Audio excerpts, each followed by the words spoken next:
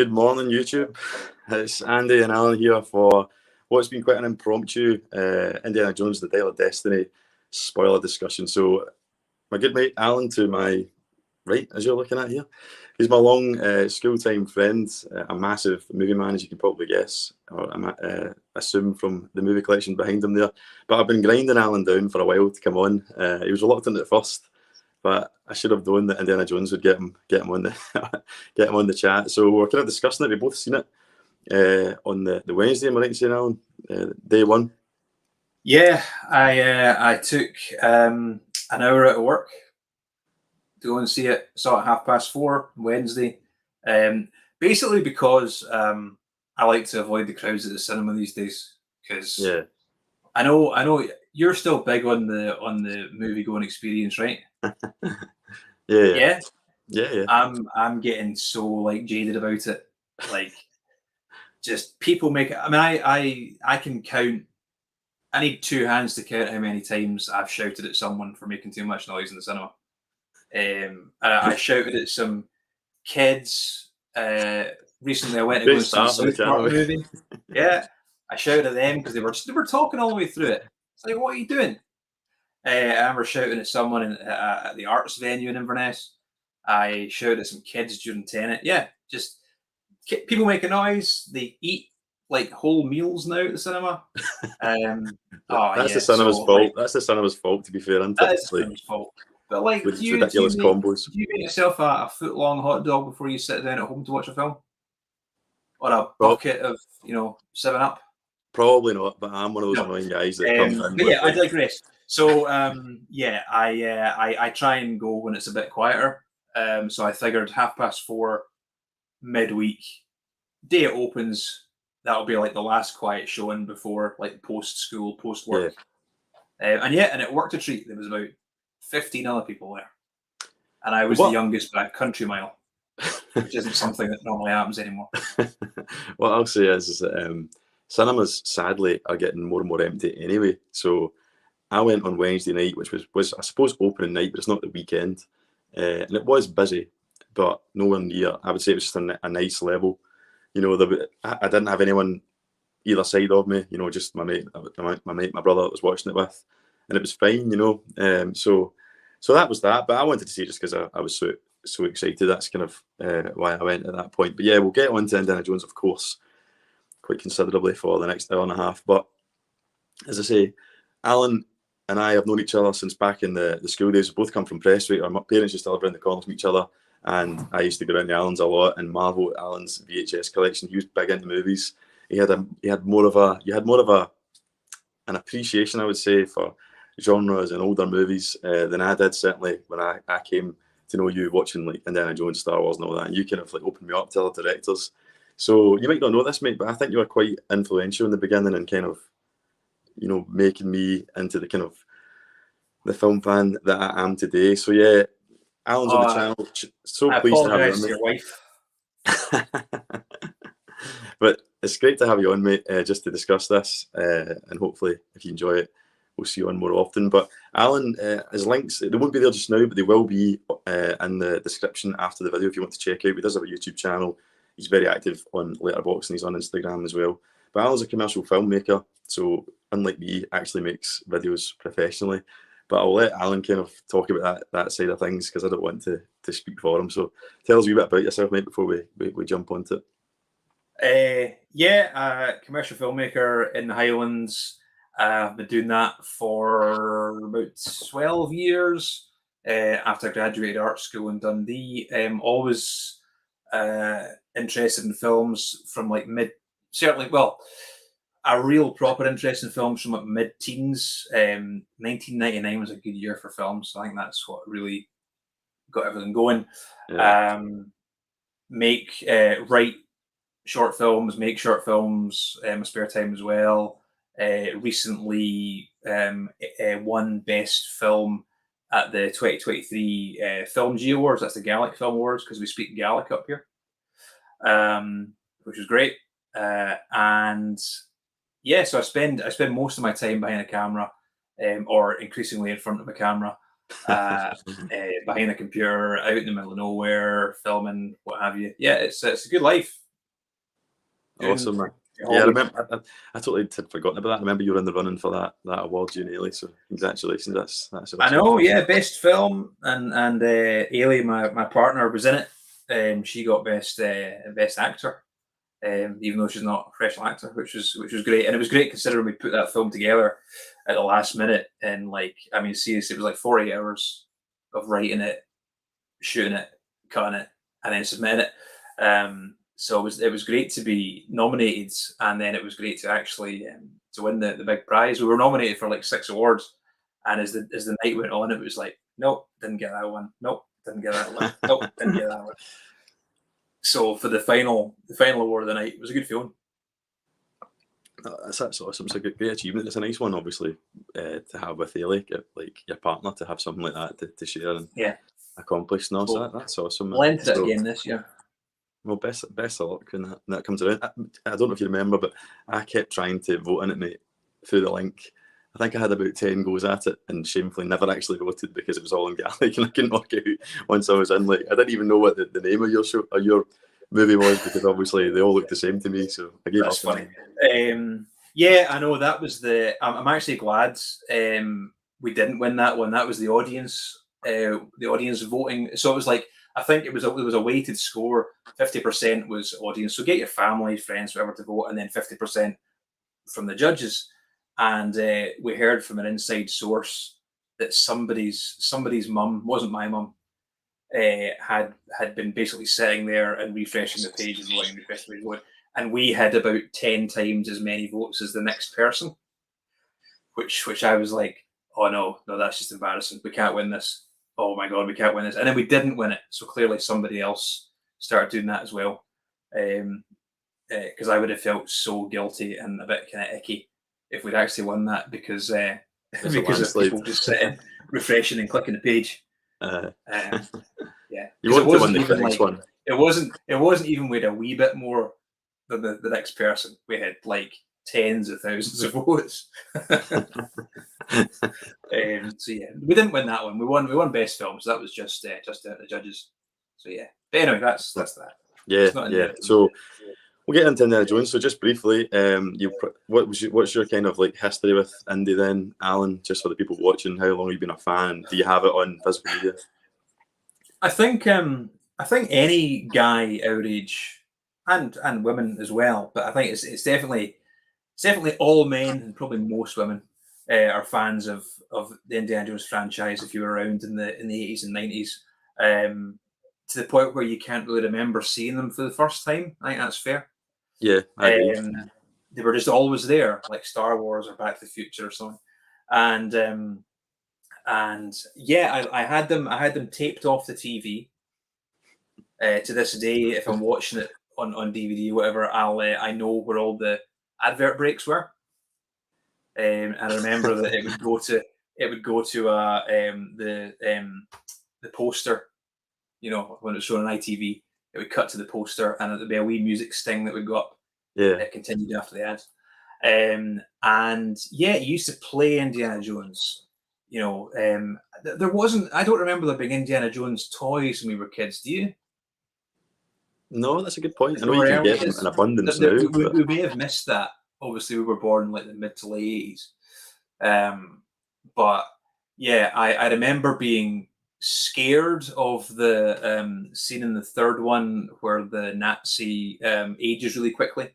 Used to go and hide. I remember vividly hiding from that around the corner in the kitchen, and that was in our old house. So I was younger than 6 because we moved house when I was 6. So yeah,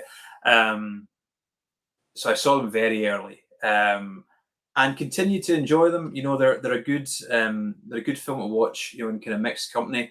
I introduced them to friends, you know, girlfriends, etc. over the years. Bought them for myself on video.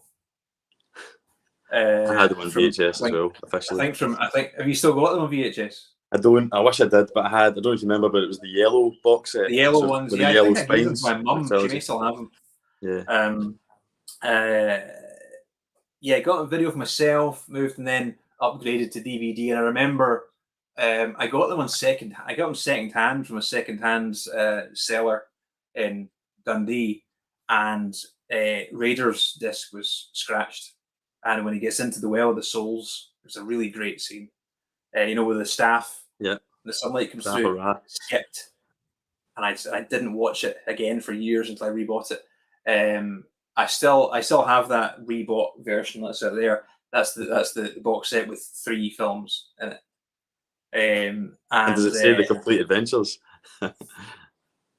Yes, can't remember. The complete. I had that, but I don't have it. And it's got a bonus disc with some really good documentaries on. But then a couple of years ago, in fact, it might even been last year or the year before, I decided to buy the Blu-ray version. Blu-rays are awesome. Really Blu-rays good. are great, but it means that you've got to have a 4th one. But what was really interesting is that I realised when I was watching it that the Temple of Doom cut, the version of that, is more violent than what I had seen when I was a kid and what I had on DVD. I didn't know that, and I looked it up. Yeah, to the point where it's actually really like it's pushing the boundaries. It's really upsetting and kind of distressing.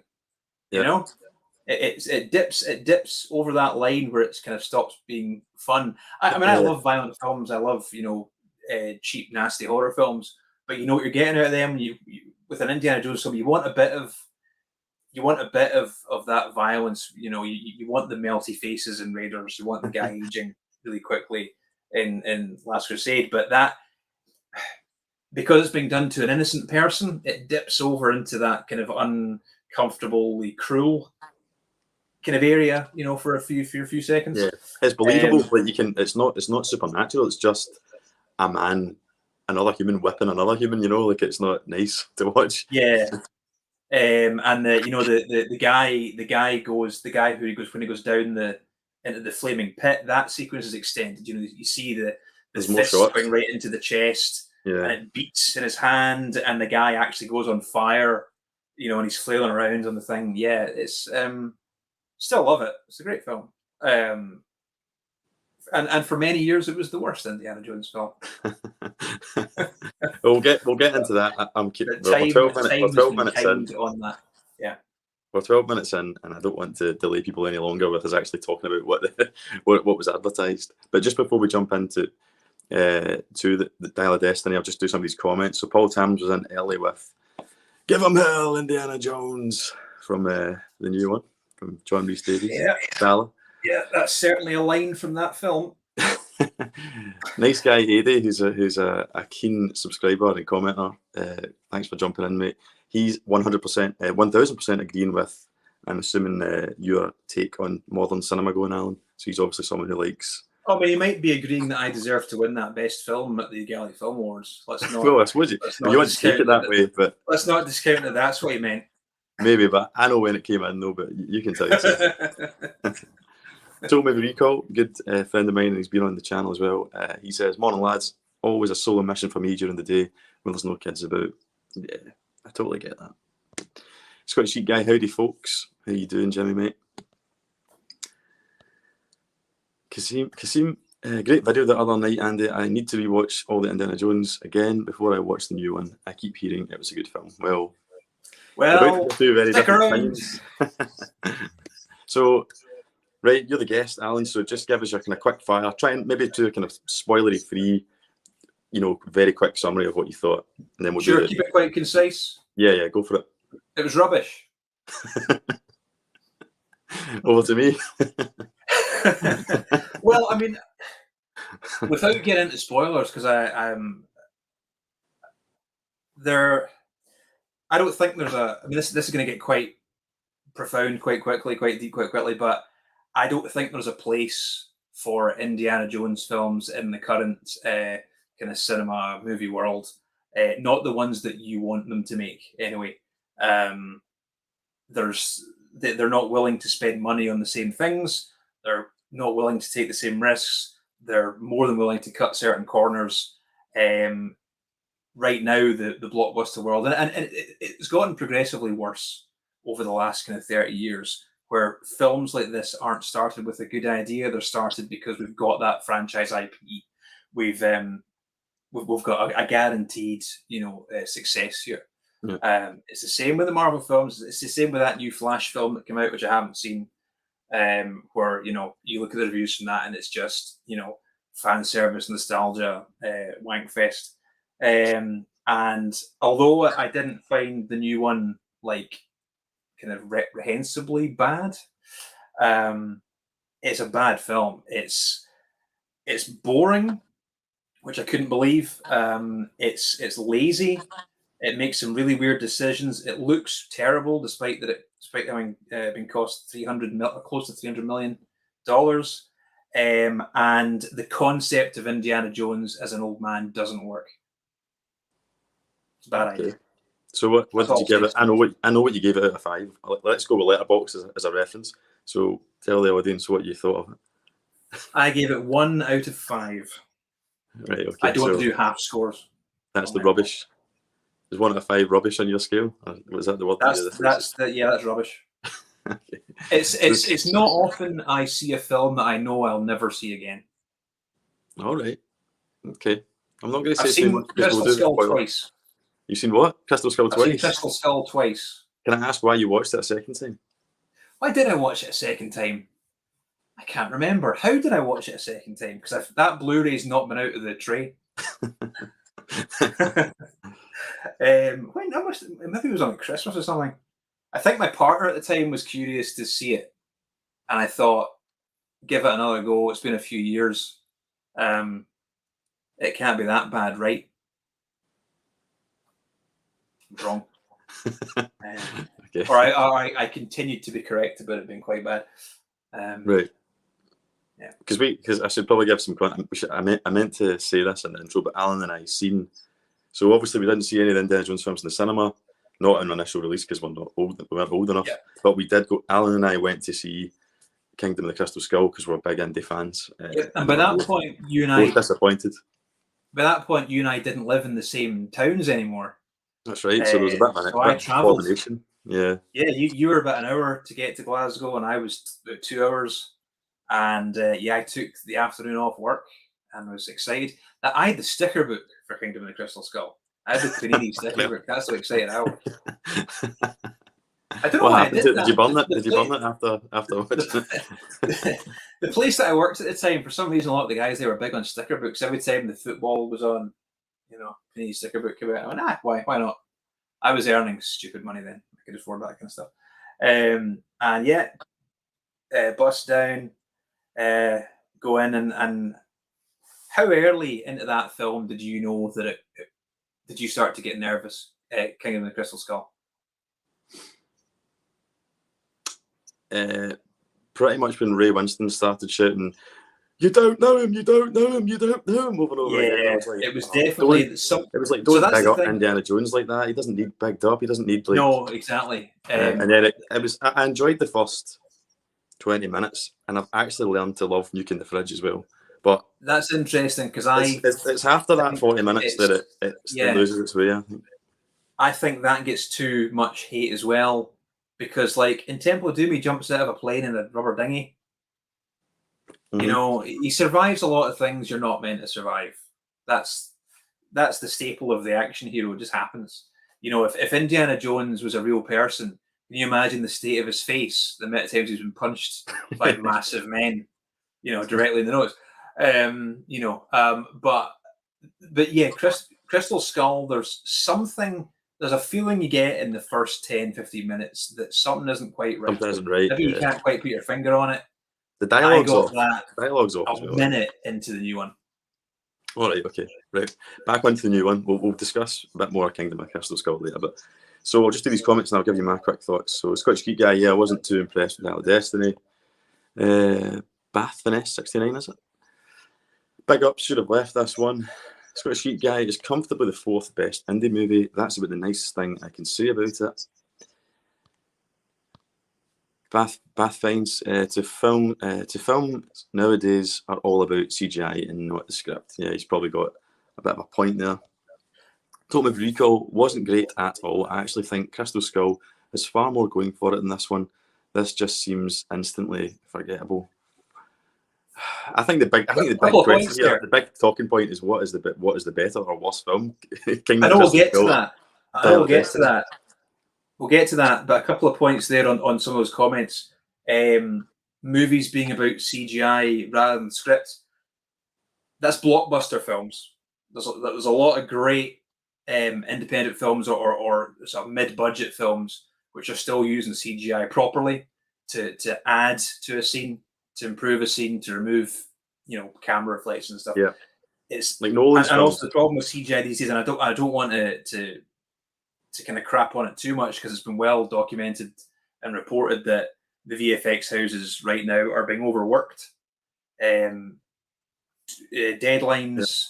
Yeah. So the way the blockbuster films are made now is they shoot them. There's endless amounts of reshoots. Reshoots are normal for a film, but that should push your release date a little bit because you've suddenly reshot something that the effects guys have been working on for months. They suddenly have to scrap all that to work on the reshot scenes, but they must get it done by this release date because that's how films, certainly blockbuster films now, are decided upon. It's we're going to make a Marvel film, a Star Wars film, a whatever film, and it's going to come out on the 25th of July, 2025. What is it? We don't know yet, but we've booked that date. Mm-hmm. Films used to start with an idea, they'd make it, and then they'd release it. Now they start with, we've got to release it on Friday the 13th, whatever it is, and they work towards that. Marvel are putting too much work out just now, using the same VFX houses.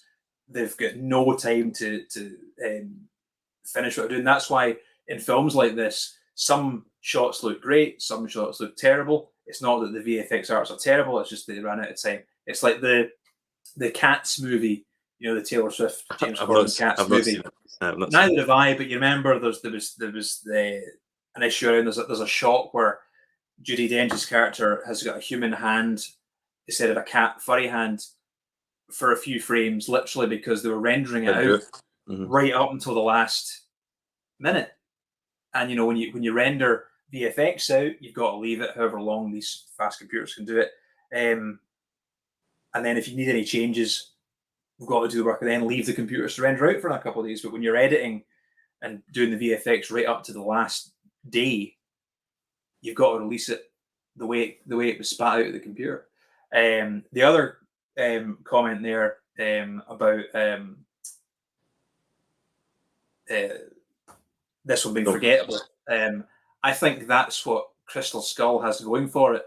As terrible as it is, you don't forget the nuke in the fridge. You don't forget the gopher. The gopher. Yeah. There's nothing memorable in this film at all. You've maybe got a bit of a point there. So yeah, Nice Guy Eddie. Nice Guy Eddie. Something happens early in this one, and I won't spoil. We'll spoil, don't worry, mate. And I'll have no idea how the guy survived it. Do you know what he's talking about? I know exactly what he's talking about, and we'll get to that. Bath Vines used to look forward to going to the cinema, not anymore. Paul Tams, if you took the nostalgia factor out of the equation, and even the fact that it's the fifth in the franchise and viewed the movie on its own, would you give it more credit? I think that's a good... We'll get to that in a little minute. Let me just fit in my thoughts. So, I enjoyed the movie, right? I went in with very low expectation, but I thought some of the things that you didn't like, Alan, I enjoyed. So, I agree with you that it's kind of forgettable. Even now, I'm thinking, well, what was the standout action stuff? And actually, what I thought stand out and the best set pieces were the CGI ones. So the beginning is kind of like the first 20 minutes is the Indiana Jones that we probably wanted. Back in see if they'd made an Indiana Jones in in between Temple of Doom and Last Crusade, or in the early 90s, but it wasn't CGI, it was live action like that whole train sequence. I thought that was great, and it made me kind of feel good again, and it was what I wanted. It made me feel like a little kid, but it was jarring because of the CGI. Now, the CGI is very good, but like you say, it's just not perfect. Sometimes it's very convincing. Whenever you see the back of his head, for some reason, it's obvious he's wearing almost like a CGI wig. You're like, that isn't Harrison Ford. That's not what he looks like. And the other issue is probably just a double in a wig. Yeah, that's probably just a stunt man in a wig. It was a guy. Yeah, it was a stunt double with a CGI Harrison Ford face and an 80-year-old Harrison Ford voicing it over. It just doesn't look right. That was the massive thing they overlooked, and I don't know why they did that, because they're using in the Mandalorian with the young Mark Hamill. I think they're using AI to to make his voice sound younger. Why they didn't do something with Harrison Ford's voice there? If you're going to spend all that money de-aging him and he still talks like 80-year-old Harrison Ford, it's instantly jarring. Especially if you are a fan of the films, you know it. Yeah. You know what Harrison Ford sounds like. You know how he moves as well. You know his gait.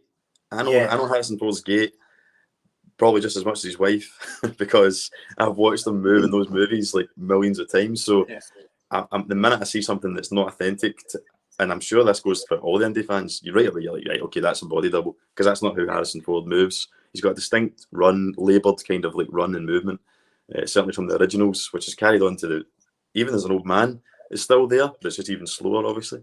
Yeah. But yeah, I think he always had stuntmen. He's not Tom Cruise. He's always a stuntman. Vic Armstrong, wasn't it? Yeah. So I don't have a problem with him not doing everything, especially now that he's that old. But that's the thing. There are good body doubles. There are good stunt doubles. And this one, I guess, didn't have it because they rely too much on that. We'll bung in any old stunt man and we'll put a CG face on him, even for a little tiny, like when Christopher Lee and Ian McDiarmid were fighting with lightsabers in the Star Wars prequels. And it was a 20-year-old stuntman with a really dodgy Christopher Lee face for a few frames. That's the thing. If it's a few frames, you won't notice how crap it looks. Well, here it's just 20-minute sequence, 15-20-minute sequence is a big ask. But yeah, I went on about the CGI there, but I enjoyed it. That first 20 minutes, really good fun. I thought the set pieces were good. I liked the fact that they leaned into his age. They didn't do that with Kingdom of the Crystal Skull. You're saying you couldn't be arsed with an old aging Indiana Jones, but I thought, well, if we're going to do it again, if we're going to get Mr. Ford at 80 doing it again, then let's do him a bit of a service and be respectful towards him and allow him to be an old man and not kind of like what they did with Crystal Skull. They were like, they used to use body doubles and had him fucking swinging like Tarzan and all that. Like, he's 65, do you know what I mean? They didn't get him doing that in this one, and they wrote it into the story.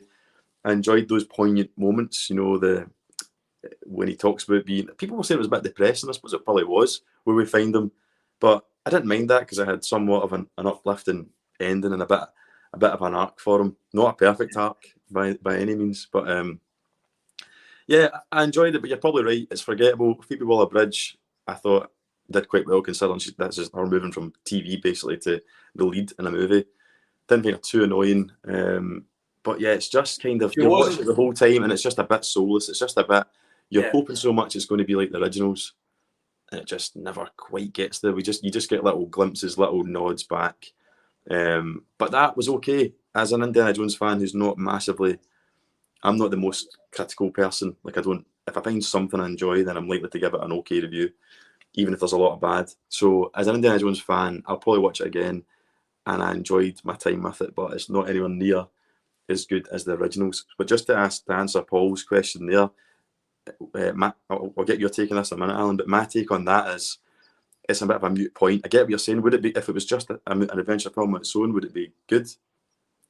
Yeah, I suppose it probably would be, but it's not. It's the fifth Indiana Jones film, and it's got that legacy to live up to. So that comes with the territory. So I think it's a good question, Paul, but I think it's a bit of a moot point with regards to how you review a film, if that makes sense, because it is part of the franchise, so you've got to consider kind of what's gone before. Would you agree with that?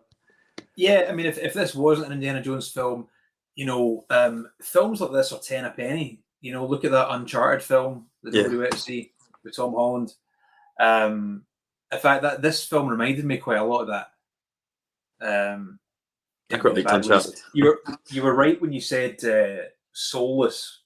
And I think quite a good analogy is that opening sequence is the indie film that you wanted, but it's fake. It's computer generated. It's not real.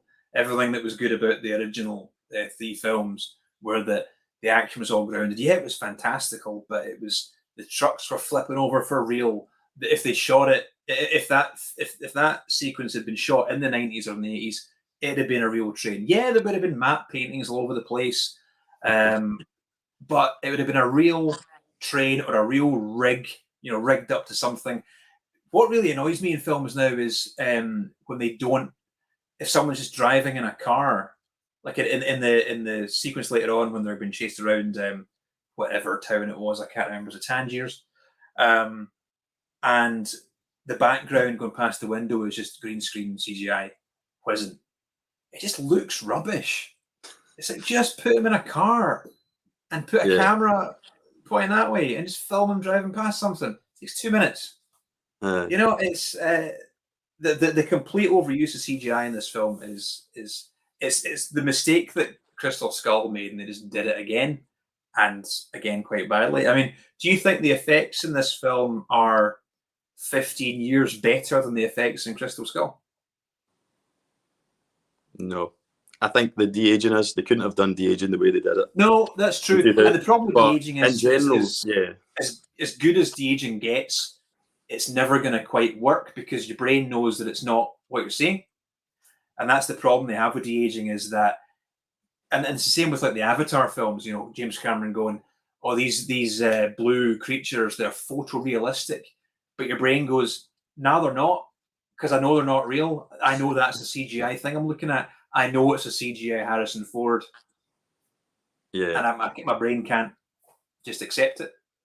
Yeah, I think you make a great point there. With, I think what's important about the original Indiana Jones films, the original 3, is that the filmmaking process can't be overlooked, which you highlighted there. So part of what makes them amazing is the fact that they were practical. They were a product of their time when they were made in the 1980s, and we don't really make films like that anymore, certainly not blockbusters. And if you don't make an Indiana Jones film like that, then it's by default not really it's not going to have the feel of an Indiana Jones movie. But we are dealing with an 80-year-old Harrison Ford, so there had to be allowances made. But yeah, I think that is the problem. That's why we'll never get back to the dizzy heights, that proper feel of what Indiana Jones is. But I think at times in this film they came close, even if for a little while. But that's my opinion. But we'll jump into some more comments. So Bath finds also liked the big 3D movies. Not many now. You don't like 3D, do you, Al? I quite like 3D, but nah. What was it you've seen recently and you hated it? You were telling me about it in 3D. In 3D? I saw. I went to see Avatar 2 in. Without 3D. What do they call it? 4D? Oh, 4DX or something. 4DX, that's the one. That was the most unpleasant 3 hours of my entire life. I have a real problem with people poking me in the back. I hate that feeling. And all your seat does is poke you in the back for 3 hours. I can't believe somebody. So the problem I think with 3D is that it makes the film feel like, I think it cheapens the film. I don't think it immerses you in the experience. I think it takes you out of the experience. You're very aware that you're watching a film. You don't get lost in the film. You don't get sucked in. You actually, has the opposite effect. And 4DX is, I mean, if anyone has watched a film in 4DX, please comment, because it was just I'm not going to swear. Someone whipping you in the back. Yeah, it was like 5 minutes into the film, somebody gets an arrow in the back, and I just went, ah! And for the rest of the film, I just sat like that, leaning really far forward to try to get away from it. And of course, the seat is going like this the whole time. I've moved off my work, and it's spitting water at you in air. To be honest, I was thinking as I was watching it, and I have no idea what happened in that film. I couldn't pay attention to what was happening. Doesn't have the most gripping storyline, to be fair. No. All I was focusing on was getting poked in the back. And as I was sitting there, I was trying to think of like what would be the least appropriate film to watch in 4DX, and the best I came up with was like 12 Angry Men or something like that. Something that's it's like your seat stays firmly planted on the ground. And although there's quite a lot of shouting in that, so you might get like spit in the face. So maybe that's not a good idea. I think I could safely say that will never be presented in 4DX, but it's a novel idea. And it costs like 40 quid. It's nuts. It's absolutely nuts how much that costs. So my dad jumped on. I always like it in my family comments. So my dad jumped on and said, "Don't think it matters if the film is poor. The franchise is a following that most movies don't have. so the indie fans will go through the loyalty and buy the various versions of the film. Absolutely right, Dad. So that's basically why this movie exists, because they know that it's got a built-in audience, and that some of the indie fans are up there with like Star Wars fans and Star Trek and all that, MC Marvel fans. So, and I think that's what's good about it. I see loads of positive reviews. I'm kind of in that camp. I'm not cutting about cosplaying as Indiana Jones or anything, but I do love it, and that's why I went and I took something from it. So I don't think it was a complete waste of time them making it. But some people will think that. But I'm sure it's brought happiness and moments of elation to the many adoring fans. But the more critical amongst us might sit there and think, but was it really necessary? If you're really measuring it to how good the originals were, was it necessary? But imagine how much more joy it would have spread to those masses if it had actually been any good. Just because a film, that's a good point. Just because a film franchise has a following, and I appreciate what I said there, and I agree. But like, give us a good film. Don't just give us any old shit because we're going to watch it. That's the thing with the Marvel films, is that they have.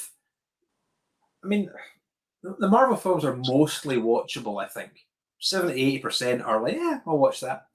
But there is if you look at a kind of sliding scale on it, the quality is diminishing. They're getting into that kind of complacent mode where they're like, we can knock out any old rubbish and they'll still eat it up.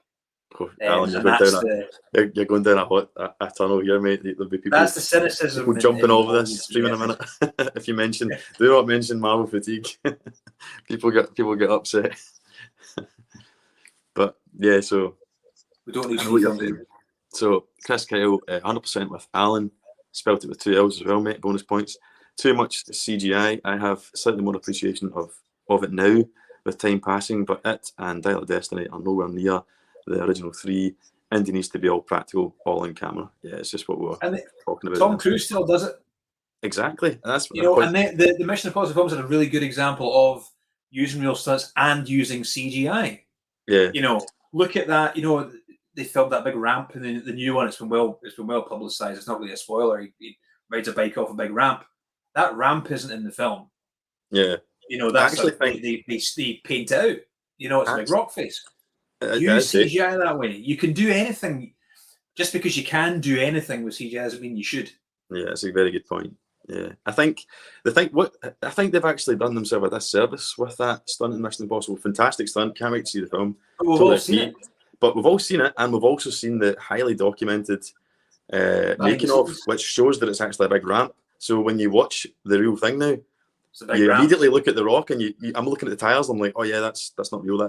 You can see the tires are. But if I hadn't seen that, I wouldn't have looked at it and probably just thought he was driving off a fucking cliff. But so that's that. But yeah, I think the problem with it they have is that they have to like really hammer it home that they're doing it for real. Otherwise, you just assume it was CGI because we just assume that now.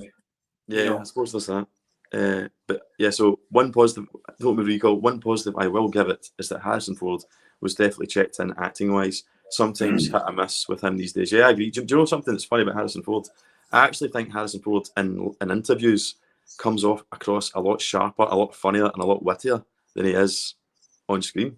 Like on screen, he's more of an old man than he is in real life. I think, bizarrely. I think Harrison Ford's like Robert De Niro. They make a lot of crap, right, these days, and they phone it in. They phone it in quite a lot, and they're notoriously quite bad in interviews. Apart from when they're promoting a film that they actually are proud of.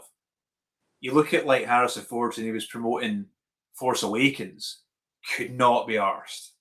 When he promoted Blade Runner 2049, he was practically dancing in the seats. Yeah, he was in a great mood about it. And yeah, I agree that although I say we don't need an old man Indiana Jones film, he is good in it. He's good in the scenes that he needs to be good in. Yeah, the ones that matter. Yeah, he's not quite got the comedy chops for being the. I mean, he's almost reduced to being a bumbling idiot in this film. Not an idiot, but a kind of useless you know, Yeah. and that's why they pair him up with Phoebe Waller-Bridge Someone for the younger. entire film. Yeah. I think so. Um, We'll jump into the kind of spot. So look away now if you really don't want. If you're watching this and you haven't seen it, I'll just give you a final warning. This is going to be spoiler heavy from here on. I'm about to outlay the entire story. So he dies. No, I'm just kidding. look away now. Has a sex change at the end. No. So basically, what happens is we find we open the film with Indiana Jones. I think it's 1944. Is that right? You can keep me right as I go with this. Alan. Well, I can't remember. I saw it like 4 days ago. I've already forgotten everything. Are you reading this synopsis, by the way? No, I'm totally mothballing it, just going for it. So that's You're what a I better need man to than I am. So here we go. Right. So just an outline. So roughly, Indiana Jones, 1944. We open with, and he's captured by the Nazis. He's at some mad castle, and he's looking for this artifact, a MacGuffin, which isn't actually the MacGuffin that turns out to be the main MacGuffin in the film. No. So it's never we usually have a the bit main of an MacGuffin action in the opening sequence. He gets bit. captured. The castle blows up and all that stuff, and he's with this other British archaeologist. What's that guy's name again? Toby Jones. Toby Jones. He's quite good. The character's name? I have no idea. Toby Jones is I the do actor. remember the character's Baz, I do remember the character's name because I remember reading it on Wikipedia that the character's name was Basil. And I'm like, Harrison Ford's not going to say the word Basil. Can you imagine Indy going, Basil? No, I cannot imagine that word coming out. And he doesn't call him it. He calls him Baz all the way through. Yeah, that's right. Yeah, so and I was basically chuckling to myself. He jumps on a motorbike, and it's a pretty good. He's actually he's hanged by one point in the castle as the castle explodes, and that's how he kind of gets out. This is all CGI. Harrison Ford, by the way, de-aged. It's pretty good. Some pretty good quips and all that. Apart from he sounds like an 8-year-old man in a young man's body. Steals a motorbike. Really good action sequence. Gets on the train. You'll have seen it in the trailers, and it's a cracking kind of showdown on the top of the train. The whips out a lot, and then at that point, back to Eddie's comment from before. Mads Mikkelsen confronts him at the end on the train for the new MacGuffin, which is revealed to be what the Germans should really be looking for. Because Indy has it, and he wants it, or he's going to shoot him. And at that point, they pass like a water tower or something, and Mads Mikkelsen's character, it's the thing that River Phoenix swings off. Yeah, in Last Crusade. Yeah. He gets, quote-unquote, absolutely fucked in the dial by this thing at like 100 miles an hour. Yeah. And then it's kind of like, oh, that's handy, brilliant. And that's it. Then we cut to Harrison Ford in 1969. It's to the backdrop of the moon landing, and he's an old man, and he's in a shitty old apartment, and he looks like he's kind of drinking himself to death a little bit. We quickly established that he's an old guy. He's much older now, obviously, and he's a bit grumpy. It shows him giving a lecture, doesn't it? And they can't be asked. So it's a bit of a. I like that scene because it's a bit of a throwback to the old scenes where where the lassie blinks the eyelids, love you, and he's a bit of a celebrity to them. They can't wait to be his class because half of them fancy him, half of them the women fancy him, the guys want to be him, kind of thing. Now we have him in 1969. Yeah. How many people watching this right now are already bored of this synopsis? That's maybe. And he's only about 25 minutes into the film. There's another 2 hours to go. Yeah, and I can't really remember the rest of it as well, so I'm going to struggle. But yeah, so that's that, and then I'll just try and abridge it now. And then Phoebe Waller-Bridge appears in the class and announces that she's actually his goddaughter to this Basil dude from before, and she wants to go after this Dial of Destiny because it's made a daft on it. He's obsessed with what it could potentially do and where it ended up.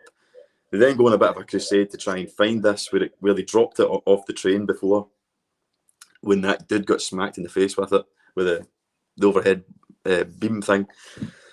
And there's a bit of an action scene plays out because obviously the old German dude who somehow has survived that is now like one of these Nazis that's came to work for NASA in the space program, and he's been renamed. They don't know, and the public don't know that he's a former Nazi, and he's got a CIA black kind of, what would you call them, kind of blacklist type team that's trying to get a hold of this.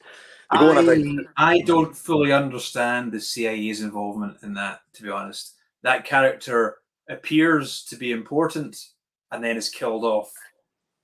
Possibly without Indy even knowing she existed in the first place. I can't remember.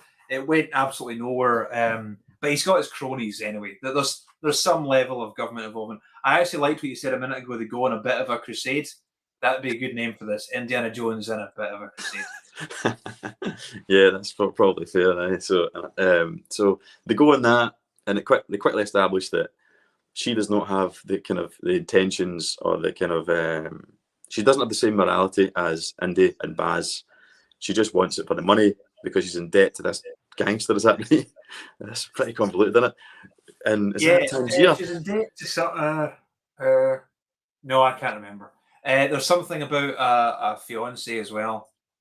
That bit of the story was needlessly convoluted. Yeah, that lost me a wee bit. I mean, bit, yeah, she's all over the place. I guess it's so that she's not just a baddie, that she's trying to sell it because she's in some trouble. That could have been summed up in a line. I'm in some trouble with so and so. We didn't need the ex lover and whatever the hell else happened in that scene. Yeah, that was a bit daft. That angle was daft. The whole fiance thing and all that. It was needlessly complicated, like you say. But that's when Indy kind of first sees the German guy, isn't it? And that's quite a good exchange. You know, the whole "Are you still a Nazi?" and all that, and everything. Yeah. That was kind of classic Indiana Jones dialogue. I thought that was good. And basically, there's a big car chase in Tangier. That's the tut thing, which is quite good. And I think the editing is quite choice to make it. I think they were quite clever with the editing, so that they didn't never expose old Harrison as looking too old, if that makes sense. Apart from when he runs, yeah, he's got the Robert De Niro and Heat thing going on over the runway. So that's that, and then they eventually get the two pieces of this dial that are halved, and that was the most boring part for me. See the bit where they kind of bridge between the second act and the third act. Probably the 2 hour mark. Maybe it's because I just like a 2 hour film, but I was kind of like, this isn't fast paced enough to keep me interested. I know that we've still, because I'd heard from reviews there was a crazy third act to come, and I'm like, yeah, but I'm falling asleep between the second act and the third act. I needed it to happen about 20 minutes ago. I'm going to tell you right now, I fell asleep in the cinema. Okay. What point did you fall asleep at? I fell asleep. We've not got to it yet, but I was struggling at this point. I honestly found it so boring. The pacing was so glacial, and I didn't find the action sequences exciting. It was like a video game cutscene that you just skip. I don't need to see how he got there. I just know that he got there. Done. I agree. None of the action scenes in this film, I would say, and I'm a bit of an action genre nut. Why can't I say this? Thrilling. Nothing you haven't seen before. Thrilling. I mean, to use Mission Impossible as an example again, they build their story, which is okay. It's an action film. They go, I want to go to this country and climb a big tower. Right. How do we get there? I want to hang off a plane. Right. How do we get there? How do we get the story to that point? And they're memorable. You know, every film that comes out, and there's more of them than there have been indie films. But the action sequences in this, they're by the numbers, paint by numbers. Just rubbish. It's just rubbish, Andy. It's just rubbish. Yeah, I agree with that as well. Like, it's interesting you say, because that is what they do in Mission Impossible.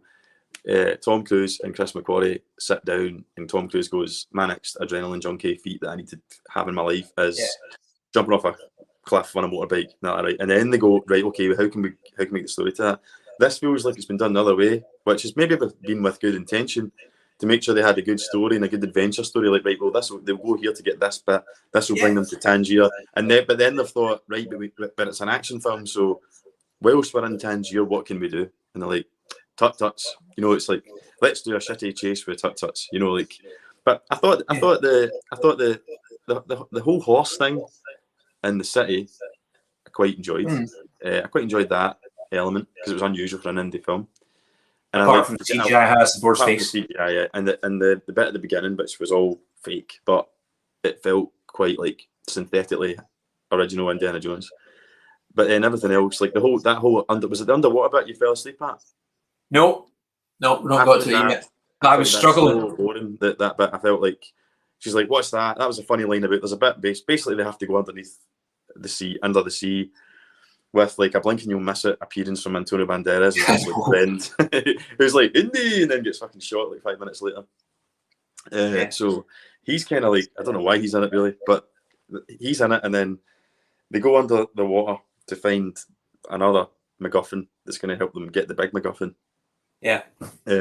And it's just boring. I like that there's a bit where what looks like a shark at the surface, and Phoebe Waller-Bridge says, "Was that a shark?" And then Antonio Banderas says, "No, it's an eel." And she's like, "Oh, like a snake then?" Like, and then he's like, "No, it's definitely not a snake," you know, in that kind of way that he's still scared of the snakes, which is quite cool. But then that's the best bit of that sequence, is that little bit of dialogue. They then go under, and like there's this silly bit where Indiana Jones gets like cocooned by all these eels, which don't really do anything at all. And no, that's the thing that they go on about this a boring sequence. The danger of the eels, and as far as I can tell, nothing. He's absolutely covering them, and nothing happens. No, he doesn't even get bitten or anything. As a counterpoint, wouldn't it be funnier if he totally doesn't have a problem with snakes anymore? Yeah, that he's gotten over the. Yeah, could have made like he set up something with a snake, and he goes. I suppose they already did that with Last Crusade, didn't they? That he originally didn't have a problem with snakes when he was a kid. Because River Phoenix goes, it's just a snake, throws it away, and then 10 minutes later gets dropped into a box of them, and then he's scared of snakes. Yeah, okay, forget that. But yeah, but there's your chance to do something, a different kind of set piece, an underwater set piece. We haven't done one of them before. Let's do something interesting. But then you look at Indy in a wetsuit and you go, nah, didn't need this scene, and it does nothing, and it's. You're right. Why is Antonio Banderas in that film? I guess he just wanted to be an Indiana Jones film. Yeah. But what did they even go there for? The directions to the other thing. Yeah. The directions to the place that the second part is in. Yeah. Yeah. Second part. There's a really on the nose moment in that scene where, for the idiots in the audience, where Mads Mikkelsen looks at them through the. Wait to put this comment up. So Amy says one of the worst bits is coming. I'm glad because I'm trying to rack my brains there. Was it binoculars? I don't want to let him down. I can't remember, but you're about to. It was binoculars. Yeah. Yeah. He for the idiots in the audience, like, what is that? So visually, we're talking about visual storytelling now. Look but don't tell. Our heroes are escaping, and the baddie looks at them through the binoculars. What does that tell you is going to happen? It tells you that the baddie's going to follow them.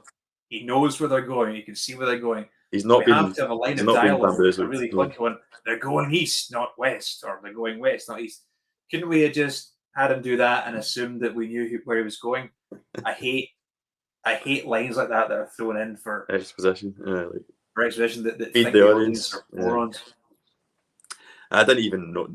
I remember it now but it didn't even offend me too much. But I think maybe that's because that was the point that I was switching off. The diving sequence lost me, and then it just took ages to kind of get going again. And then it was almost like a slap. The third act was like a massive slap in the face. So I'll let you go on with that. The cave, yeah, there's the whole water displacement bit, which felt quite authentic, kind of like archaeologist type puzzle solving that we come to expect from Indiana Jones. I quite like that displacement bit. The Archimedes puzzle that they used to get down to it. That was all right. And then the MacGuffin comes together. Mads Mikkelsen catches up with them because he's seen them through the binos and steals it. And they're in a plane heading into the sky to use the Dial of Destiny. So I'll let you take. Can you remember what happens next time? You're sleeping at that point. That's the bit I fell asleep at. Do you want to take us from there into the mental? So I fell asleep with them preparing to get on the plane, and then I woke up with someone. Maybe it might have been going, "This isn't 1939," or whatever the line was. And I went, "Oh, how did they all get on the plane?" Okay, it doesn't matter. I'm sure it was something. But I'll bet she climbed up the landing gear. She did. So yeah. There you go. The nice guy Eddie says, "LOL." There we go. So I'm glad that you managed to make that happen for him with regards to Mads Mikkelsen. Yeah. So they get on the plane. They have to go to what is it? A set of longitude and latitude. Is that it? I think so. Yeah. To really. I'm not even sure how it works. Basically, really maybe we should do a bit of spoon feeding myself here, Alan, to the audience so they understand how this came about. So basically, the Dial of Destiny Archimedes back in like whatever it was, 1600 or something, had Oh, devised it this. was early on. It was early on that. It was I 2,000 years ago. Well, so it was. Aye. Anyway, he's devised this dial of destiny that through mathematics he could predict where there would be basically like holes in time. Is that right? Basically, kind of like wormholes where you could but they'd be in specific Is that places. what it was? Yeah, specific Right. places Okay. with specific longitude and latitudes at specific times, where you could basically travel through these portals and you would turn up whatever. I don't know if you could actually. I don't know if you could control it, i.e., Back to the Future style with the dial, or if it was just No, I don't think so. this hole will take you to a certain time. So basically, the German bad guy thinks he can go back to 1939 and Germany can win the war. I think his plan was to replace Hitler so His that plan was that wouldn't fuck up the war. His whole thing was that Germany didn't win the war. Germany didn't Lost lose the the war. war. Hitler lost it, and Yeah. if we had someone else in charge, we would have won it. So his plan, which is kind of a nice little thing. It's like, I'm not going to go back and kill Churchill. I'm not going to go back and kill, FDR or whatever. I'm going to go back and kill Hitler and take over. That was a nice little spin on it. He thinks he can go back to 1939. Turns out he didn't take something into account. Was it the tectonic plate shifting? Did they shift that much in 2,000 years? Oh yeah, that was right. Yeah, I'm glad you remember that. So yeah, the whole like it's the I used to do a bit of math. Was Jesus and I walking forgot about it. like a land bridge from America to Africa? Yeah, You know, someone more intelligent than me can remind me, if they're into map reading and orienteering, that there's a magnetic shift on a map every year. So even when you buy a map and like, I think it's got to the point where it's so minuscule now each year, but before, certainly back when this film was, it was quite each year, it would reduce each year, but you have to basically adjust your bearings every year based on magnetic shift. Okay. Right? So he was like saying, these measurements are Archimedes from like 2,000 years ago. They'll have massively changed. You've not adjusted. Does that make sense? Yeah. And So yeah. So instead of going back to 1939, they end up in like year 01, whatever it was. Yeah. And Archimedes is there. And it's heavily foreshadowed because it's the thing that Indy's talking about in his class. The siege of Syracuse, not New York. Yeah. That's right. And that's where they end up. And then it all wraps up really quickly and awkwardly, where the plane just crashes, killing the baddies. Indy gets shot. He wants to stay there. By them having been there, the Romans are sent packing because they're scared of the big plane. They don't really go into like the fact that, for being an archaeologist, the repercussions of changing history like that. I mean, he wants to fucking stay there for a start. He wants to stay there for a start, which is kind of un-Indy. That was so out of character. I didn't get that at all. No. And also, how did the plane come down? How did they manage to bring it down with spears? Because the Romans were firing projectiles and stuff, or not an early trebuchet, whatever you want to call it. Yeah, big flaming boulders were getting launched at it, and they were fighting on board. Did they maybe damage it? I can't remember. Yeah, but fair enough. Yeah, we're kind of robbed of a horrible death for the baddie as well. Yeah, I know dying in a plane crash isn't ideal for anybody, but the baddies in the Indy films always got a real kind of horrible comeuppance death, which was a shame. I'd like to talk about Mads Mikkelsen for a minute. Yeah, go for it. I love that actor, and I thought he was the worst Indy villain possibly ever. Maybe even worse than Cate Blanchett, who's also a great actress. His character was just was a big fat goose egg for me. It was just there was nothing about him that was interesting or even very menacing. They try and throw in some menace at the start where he's kind of racist to a bellboy, or someone in a hotel, a black American, the black hotel staff. He doesn't do anything. He just kind of wanders around and kind of catches up with them it's just rubbish. He's just he is leaves underutilized. no lasting impression. Yeah, I do feel with Mads Mikkelsen that when Mads Mikkelsen's an excellent villain in any movie. You know, he's got that aesthetic. He's actually a really good actor as well. He's a great actor. He has this menace about him that he brings without even opening his mouth.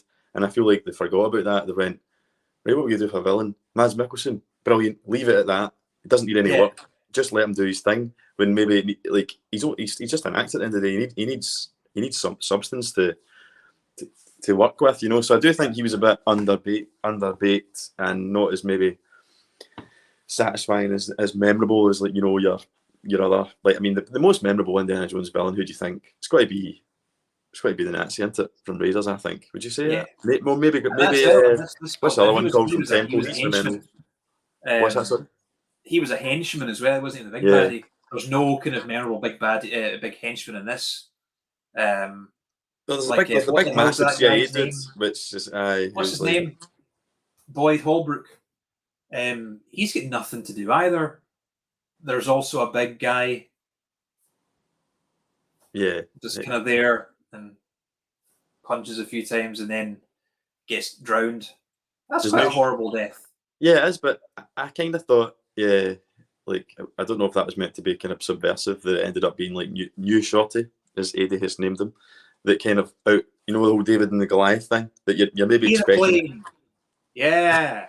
So you're maybe expecting, New Shorty drowned him. You're maybe expecting, I was anyway, that Harrison Ford was going to fight this big massive guy, much to continue the theme of the Pat Roach villain. But I was thinking, how on earth is 80-year-old Indy going to fight this guy? So maybe it was just a happy accident, or maybe they deliberately did that to kind of subvert your kind of assumption by making it the kid that ended up outsmarting the big guy. But I kind of thought he was going to appear again. I thought he's going to have a Die Hard moment here where he appears soaking wet and he's got like the chain attached to him. He's ripped it off the wall. He's taking the door, the vent thing off. Yeah, that's what I thought, but he didn't. So. I think the whole ending. What do you think then? Because it's so polarized. But you think the whole film's rubbish, so you're going to say rubbish. But I don't care. I completely checked out by that point. I don't care. Do you think it was? What do you think? A lot of people ask me this as well. Aliens or time travel? What's the most jarring for an Indiana Jones film?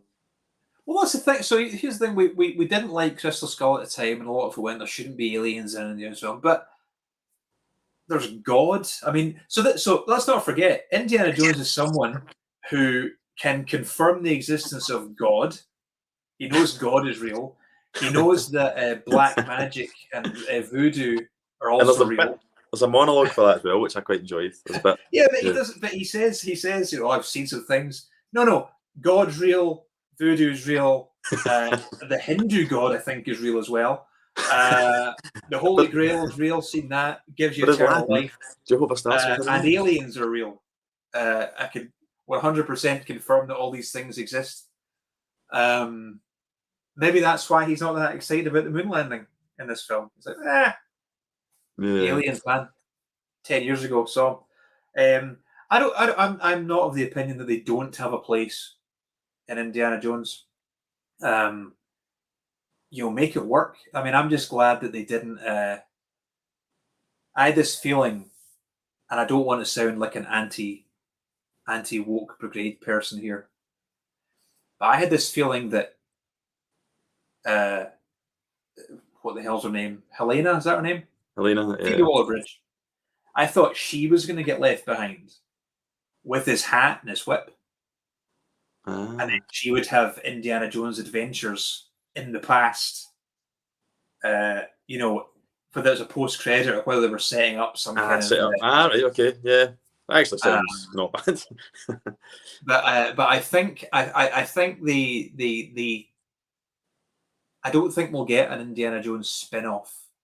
I think we're going to get a remake, a reboot at some point, but we're not going to try and spin off the Shia LaBeouf adventures. Well, not anymore anyway. Not anymore, no. The Phoebe Waller-Bridge adventures. There'll never be another Indiana Jones whilst Harrison Ford's alive, I don't think. I think that he's got that special place that they'll never do that. They'll never disrespect him whilst he's alive. No. But so we've not got long. Also, when Steven Spielberg dies, they're going to remake all of his films. We'll get a new Indiana Jones. We'll get a new Jaws. Yeah. We'll get a new, Color Purple. I know we've had a new colour purple.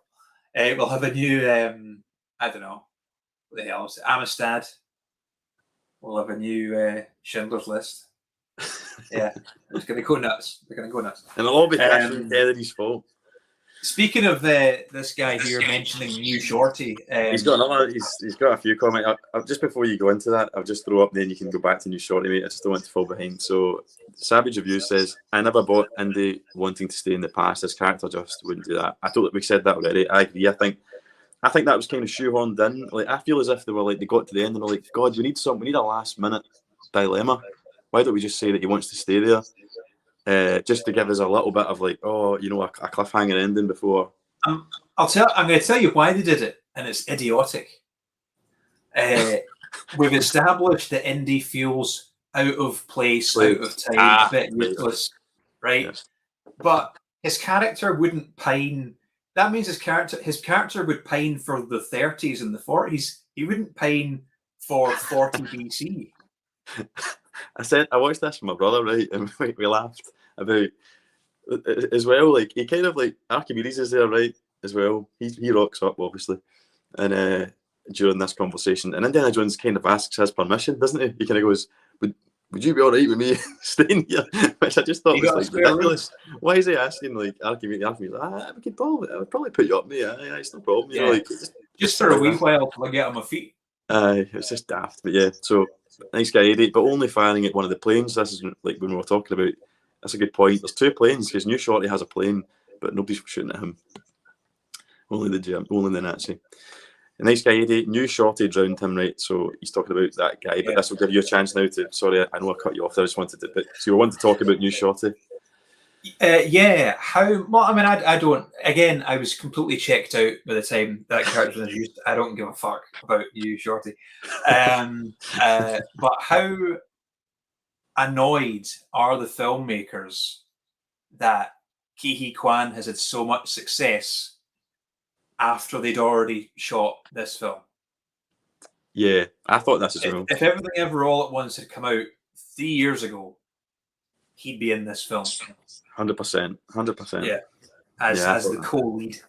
You know, they are kicking themselves that they've missed that chance to ape off of his success. And he's so good as well. He's such a good actor. Like he would have killed it. I'm sure if they got the writing correct, it could have been so good. The chemistry. Although let's not forget that Temple of Doom is a prequel, and by Raiders he's not there. So is he dead?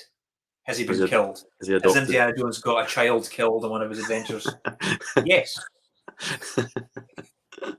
I wouldn't be surprised if maybe, that's a potential as well. Is he killed in the opening sequence of Raiders? You know, when they all get picked off one by one, or they all run off, walking through the jungle on the way to the tomb. Is he picked off just before the film starts? We don't see that happen. Maybe we'll get a Ke Huy Quan spin-off where it's like the Adventures of Short Round. Maybe, I mean, they're morally and with a CGI Indy cutting about as well, like de-aged again.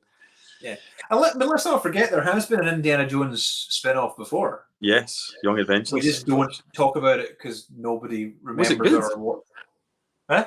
Was it good? I watched it as a kid, but I've got no memory of it. Like, I watched some episodes on TV, but was it good? Was it well received? I agree with what you just said. I watched it a bit as a kid, but I've no memory of it. I remember Harrison Ford was in an episode, and it was about jazz.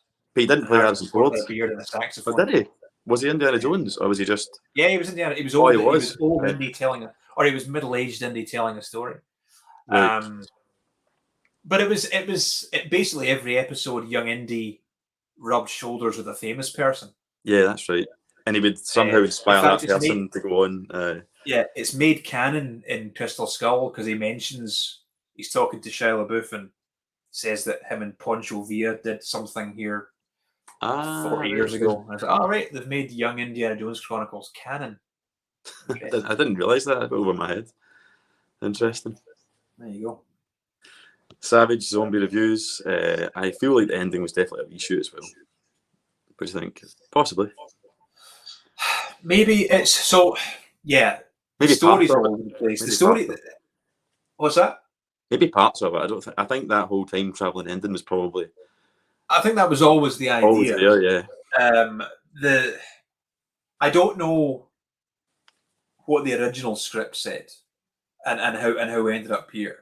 My gut instinct is that there was something more substantial in the first script. That's what got James Mangold interested. He'd done Logan, he'd done old hero very well. Yeah, I was excited, but because of that. But I think too many cooks committee business thinking got us to where this film has ended up. I wouldn't be surprised if there was something again like with Crystal Skull, where you had Frank Darabont's script that was then kind of rewritten and shredded and messed about with to get us to that film. I'd be very surprised if there wasn't like a pretty decent original draft screenplay for this. Whether it had time travel stuff in it, I'm sure it probably did. I think you can't, if you set up that MacGuffin, you can't not do it. It'd be like the Holy Grail not giving anyone everlasting life. It was teased right from the beginning. Like, I kind of knew. People had said, "Oh, you have to go either ride with it or reject it." The third act. So the minute I heard about this Dial of Destiny and they were teasing that it was a kind of time travel device, I knew, and I kind of knew where it was going at the end. I knew it was going to be. I thought it was going to go much bigger than that. I thought, like, people were going, "Oh yeah, the ending's like," whoa. I thought, all right, so we're going to do time travel, and it's going to be like time periods opening all over the place, and there's Multiverse. Romans and dinosaurs, yeah, Nazis and people from the future and space, and it's going to go nuts. And I thought, yeah, that sounds terrible, but it is going nuts. I wasn't like, kind of blindsided by the ending at all. I thought it was pretty tame considering what everyone would say. I think, do you know what I think? Thinking about it would have been better with regards to time travel thing, and I thought that's where they were going with it. I thought they were going to travel back to like the Nazi era. I thought that was where the film was going to end, and maybe there would be a de-aged Indy versus old Indy. And I thought the dilemma at the end was potentially going to be, because obviously it harks on the idea that Indy is a man of his time. He feels out of place. He's pining for his old life before his son died and all the rest of it. And I thought it was going to be, the dilemma would be much like Last Crusade, that nice poignant dilemma at the end where it's like, I can almost reach it, Dad. And it's the whole, forget about it. Like the dad lets go and guides him to let go, and they find each other. That's a great ending.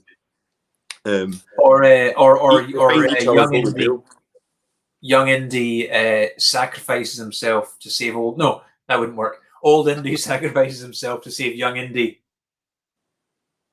Otherwise, both of them wouldn't exist. Young Indy's about to get killed.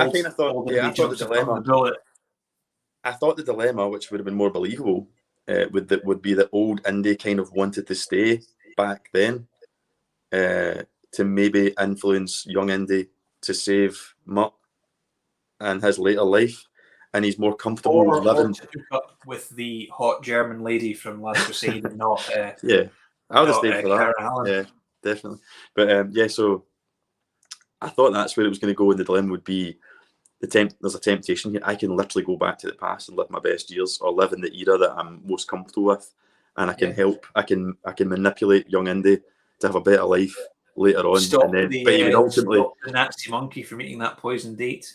Yeah, but he would, stop him from making Kingdom of the Crystal Skull. But he would ultimately decide, because he's a moral hero, that no, and he's a purist when it comes to history and the past, that he'd be like, no, what's happened is happened, and I need to embrace and go back and face my future, and that would be the payoff, which is kind of believable. But the whole idea of like, oh, I'm a bit depressed and I've got nothing to live for, so I'm going to stay with Archimedes, and I'm completely out of time, fuck up the whole of history. Like, that's not what Indiana Jones would do, no matter what. Was he maybe just because it's established that he's been shot by that point, apparently in the shoulder. He just wants to die in the past. And that's pretty devastating, right? But it's established that he's going to die if he doesn't go back. Right, okay, so he wants to die, really, is it? So is it that he'd rather just be left behind so he can die in an hour? Maybe that's the metaphorical. Then be brought back and with the aid of maybe, and that's actually medicine to be healed.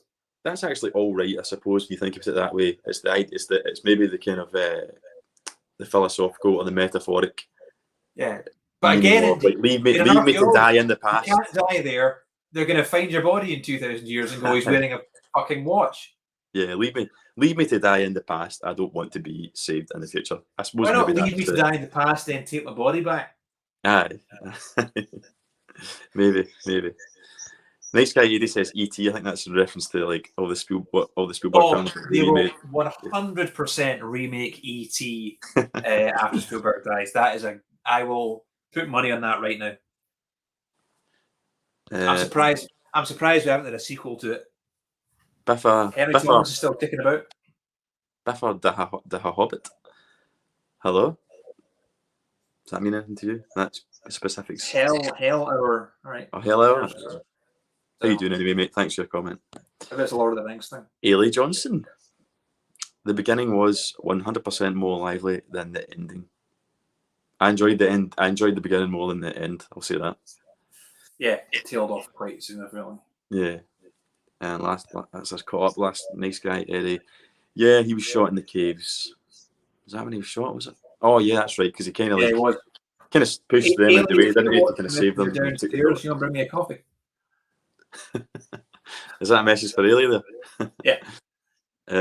Yeah, we'll go for another 15-20 minutes, mate, just to try and keep it fairly. I'm enjoying it, but just to try and keep it fairly concise. And my battery's not great on this. I think I didn't want this to come across like two middle-aged fuckers moaning about how great films were in the 80s and how Disney and Kathleen Kennedy have ruined their childhoods, because that's not how I feel.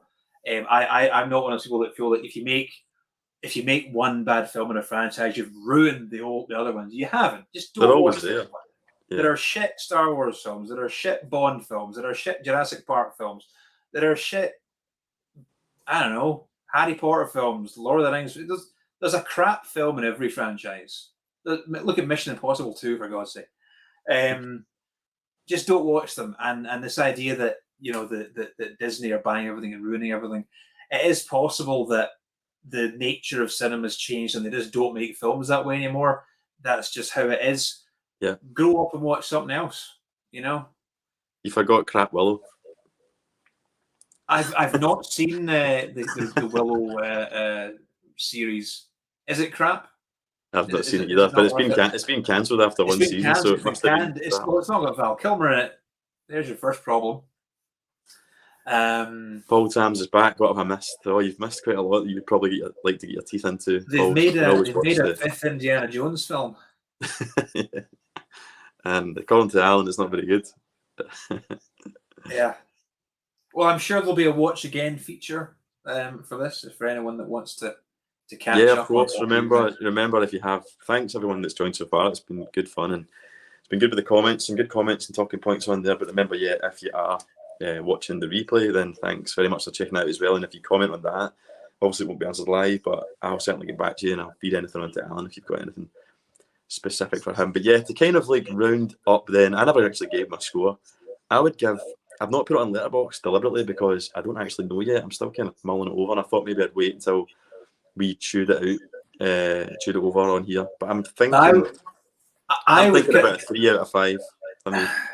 I was thinking that you were hovering around the 3 mark, and I hope that you know that will bring you down to like a 2. But this is the thing. So again, I don't have a problem with people liking films that I don't like. I used to be really snobby about things.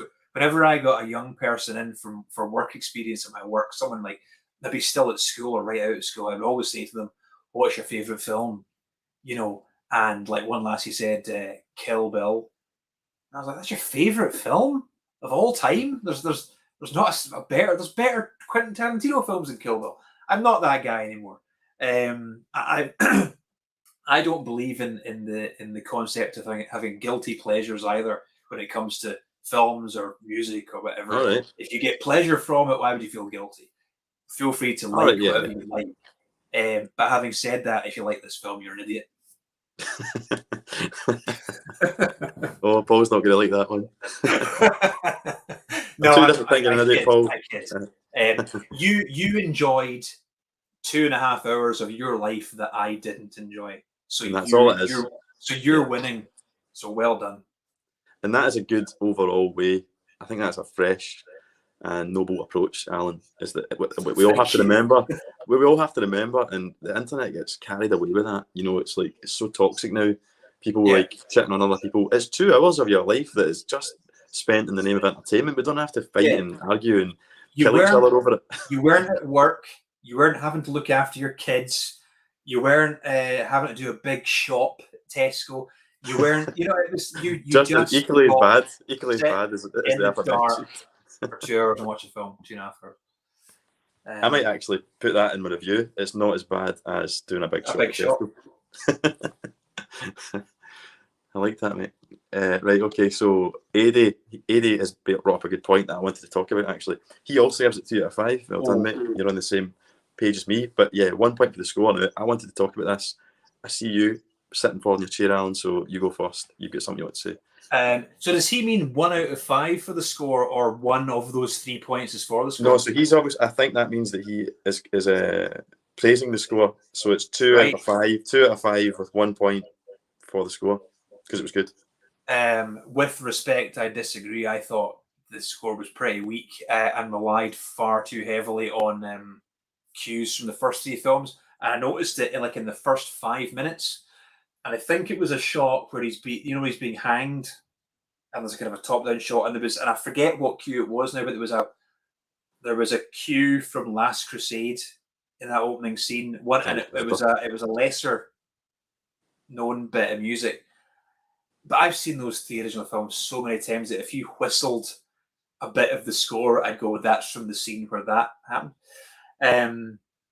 I thought it relied far too heavily on music from the other 3 films, and the rest of it just wasn't memorable. And I felt the same way about. I mean, I love John Williams. He's in his mid-90s. I think with massive respect to the guy, he's running out of ideas because none of the themes from the new Star Wars films particularly did anything for me. And the same with this. I wasn't a fan of the score. I agree with you, mate. And I thought, when I heard John Williams was doing it, I thought, that's great. You know, that's a big tick in the box for like authenticity, that John Williams is going to come back and score it at least. And I was looking forward to that, but I felt that none of it was memorable. And I said to my brother and my mate Chris when I came out, I was like, why did we never get just a blast of the theme? We never. Do you remember? Maybe I'm delusional here, right? But I don't remember ever at any point in the film getting a dun dun dun dun dun. You know, we got a few bars of it here and there. I think it was as if they didn't want to maybe John Williams was thinking it's old Indiana Jones, so everything's going to be like a bit more strained, a bit more almost like acoustic. And like you say, he's too busy trying to bring in. There was some nice moments where like the end. We've not talked about that yet, actually. Marion they bring back Marion's theme, and he brings back Marion's theme, and that was quite nice, and that was fair enough. That was nice and well played. But other than that, I don't remember ever thinking, God, this score's really adding to this. I can't wait to listen to that when I get home. Yeah. The caveat I'll say though, as a disclaimer from me, is that I rewatched all the films pretty much, and like you, I've seen them a million times, right? But I have, for about the last fortnight, all I've listened to is the theme, and over and above that, because I'm a bit of a gamer and I like doing platinum trophies, I've been trying to platinum Indiana Jones Lego 2 and having an absolute ball, by the way. But the trouble with that is that it massively overplays the theme all the way through the game, right? So I've played that game. I know exactly. I've gone in, and it plays all the different versions of it from all 4 films at the time. And so I've basically killed myself with the theme. So there might be an element of me going in there, just indied out my nut, music-wise, and it just didn't land because I've been listening to it solid for a fortnight. So please, everyone listening, take that into consideration. But I still don't think it was that impressive. I was indied out my nut. Well, what I was though, so that's where we are. Paul Tams is back in the house, and he says, I think for me, I went with a 4 out of 5 for the cinema experience. His movies are so much better on the big screen, but I reckon upon rewatch when it hits Disney Plus in 3 weeks, I might blow my score. Yeah, I think you might, mate. And I think, you know, I totally get what it means about the cinema experience, because I seen Avatar, The Way of Water, in 3D and IMAX at Silverwall in Glasgow, laser IMAX, 4K and all that. And I thought it was one of the best cinema experiences of my life, right? However, I know now, I watched a bit of it on Disney Plus, and I was kind of like, it just wasn't the same. And I don't mean wasn't the same, just the experience. Obviously, it's not the same. But it was.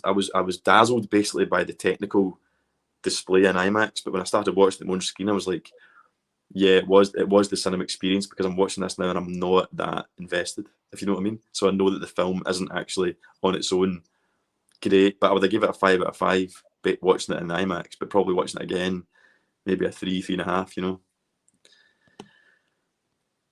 Yeah, well, I have the opposite opinion, but that's because I saw it in 4DX. Because you were getting shot in the back. That's not an indictment on the regular cinema going experience. You might enjoy it more watching it. I watched it on my phone on the toilet and thought it was great. But Paul's hands. But I think I watched it in 10-minute bursts for a month. You're in and out. I take longer than that, but I've got kids, so when I go to the toilet, I take my time. But I do think peace. You finished in there. I was finished 20 minutes ago. Anyone that's got kids, I'm sure will relate to that. Paul Times, but I do think it's a good summer adventure movie. And I suppose you're absolutely right. If you go and watch this and that's what you want, a summer adventure film, you'll probably have a good time with it. If you don't know who Indiana Jones is and you're a younger audience, I think you want to go and check out the old ones. You know, I don't think it's going to completely reinvigorate new cinema goers to like love. But well, they might go back curious, going, what was all this about? Because that wasn't that good. And might watch the original. If it does pique anyone's interest, you know, it's only going to get better from here on out. Well, that's good. That's the first one you see. Depending on what you think of Crystal Skull. Well, and I'm still. Well, we'll get to that. My favourite film is Lorien Oldboy. Is that Oldboy the Japanese film or the Korean movie he's talking about? Korean Oldboy. Oh, Korean Oldboy. Sorry, yeah. Never seen it. I've only seen the remake. Never actually watched Oldboy. I've not seen the remake. I've seen the original. Yeah, it's pretty nasty piece of work. I enjoyed the remake, but I've just never thought to go back, and I probably should, but I've just never went back and checked out the original. My number one Indy Jones movie was Temple of Doom. I love music. I love the musical opening. Yep, I agree. I love Kate Capshaw's feistiness, and I love monkey brains, shelled monkey brains. What do you think? Yeah, Temple of Doom. I mentioned it earlier. It's underrated. I think it's great. I think it's right up there. It isn't as good. It drags a little bit for me in places, but the criticisms of it I don't think are valid. I think that Kate Capshaw isn't annoying. That's the point, which is the polar opposite of Marion. That's the whole point of it. Yep. I love the score for Temple of Doom. Temple of Doom is great. There's a nice little subtle twist on the main theme, on the Raiders theme. The themes for the characters are all really good as well. And if you look at it, take like any action scene from that. See the scene where Indy's fighting the guy on the rock roller. Vic Armstrong's fighting the guy on the rock roller. So where Vic Armstrong was injured, doesn't he? Pat Roach in blackface are fighting.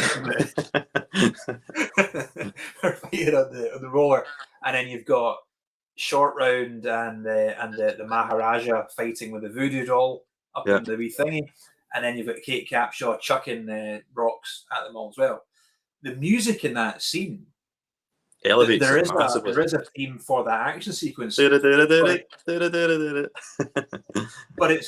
it goes from, if it cuts to Shorty, you'll hear his theme for a few beats, and it'll cut to Willie, you'll hear her theme for a few beats, back to the Raiders theme for a few beats. There's so much going on with that score, and that's why I use that as an example. What the new film doesn't do with its music. The thing that lets Temple of Doom down for me is, as much as I love the minecart sequence, and I love the fact that it's a combination of, we've built a set with a circle of track on it, we've got stop motion animation, we've got miniatures, and we've got green screen or blue screen. The blue screen lets it down. Yeah. The Temple blue Doom has screen aged in the well. 80s is the thing that has aged badly in any Yeah. film. Return of the Jedi, the blue screen shots look rubbish, whereas the model shots of the ships fighting looks amazing today. Yeah, blue screen has aged badly. I would agree with you there. I said that to someone on Instagram the other day there. I think it may have been Ellis actually that's commented that I think Temple of Doom sadly hasn't aged. Like the rest of them all have practical effects and stuff, but Temple of Doom seemed to use blue screen and like because that minecart chase was very ambitious for the time, and it's an impressive filmmaking feat to this day, but it just doesn't. It's just not held up compared to the other, like Raiders and Last Crusade doesn't have as much in it, so they're not as jarring watching them in 2023. Whereas Temple of Doom, the minecart stuff is pretty bad. You know, like the whole the blue screen, the bit where they're on the outside of the rocks, you know, and it just looks god awful. And the baddies falling down off the cliff. Yeah, early days of like. When you consider that, like that's the thing, because you get shots like that up alongside great shots where they've got the bridge being cut in half. Yeah, and all they've got like animatronic dummies that move their arms and legs. Yeah, flail and stuff. And they fall, you know, that's great. But yeah, it's just a product of its time. But I think Temple of Doom's great. Harking back to the very beginning of the stream, Alan, when you mentioned about having films recorded off the telly. So I grew up basically as a really young kid only knowing that Temple of Doom existed really because it was the only one I had recorded off the telly. So I watched it to death. So I'm a wee bit more nostalgic about it. But kind of like what you said about Dial of Destiny, for a kid in the early 90s, I technically started with or only knew of Temple of Doom, which is deemed to be the weaker of the three. So you imagine when I finally got them on official VHS and discovered Raiders and Last Crusade, it was like, oh my God, I've went to like even better Indiana Jones, you know. But I'll always love Temple of Doom, the darkness, and what you said earlier on about the Blu-ray. So I'll not open it up here because it'll fall to bits, but this is like an out of print special edition of the Blu-rays, and it has like mock-ups of the Grail diary and all that in it. Oh, right. It's got the Obi-Wan Kenobi. I'll do a video on this soon. It's got like the Club Obi-Wan matchstick thing. So there's like mock matches like of Club Obi-Wan. Really good. But anyway, when I watched that, I was the same as you. I was like, what the hell is this? I didn't know this existed. You know, the Gully Ma bit and the heart getting pulled out, and yeah, it starts off so light-hearted and comedic because you've got Kate Capshaw being annoying and all that. There's a lot of kind of like budding romance and kind of opposites attract thing going on, which I enjoy. And then you get the kid in it as well, which just makes everything a bit more playful. And that's then it the just thing, spirals. The whole movie spirals because it doesn't start out like Raiders and Last Crusade. It's like someone comes to Indy and says, "I need you to go after this," and here's the reason. Temple of Doom doesn't. He's not actually looking for anything. Yeah, it's an accident, and the whole film spirals. But then with the uncut versions, it really does go from lighthearted to holy fuck, kids getting whipped here. You know, like it's pretty dark. But I think that makes it interesting, and the uplifting ending has more of an impact because we go from really dark to like a happy ending again. But hi, sorry. Oh. Finally, I asked for that like 15 minutes ago. No domestics, please. No. The thing about Temple of Doom is that obviously it's much darker. I think Lucas was going through a divorce. That's pretty well documented at the time. And they bring in Shorty and Willie and the more comic references to try and even the tone out a wee bit, so that it wasn't like just complete depressed fest, child slaves being whipped and tortured, and you know, because there's so many like there's properly like comedy set pieces in that film. Like the whole dining scene is great. You know, like the child monkey brains and snakes of fries and all that. That's a good scene. But also that's a exposition scene. That's the scene where Indy and the cult gets explained. Maharaj and the British officer talk about, you know, and the thing with the bugs, which they try to bring back in the new one. That scene with the bugs is great. That's one of my all-time favorite scenes in the whole franchise. It's when they're in that room. Love that. I love that scene, and she's got that. And I know they're not all real bugs. There's some big, horrible fake ones. Or no, they're real bugs, but it's a fake head at one point.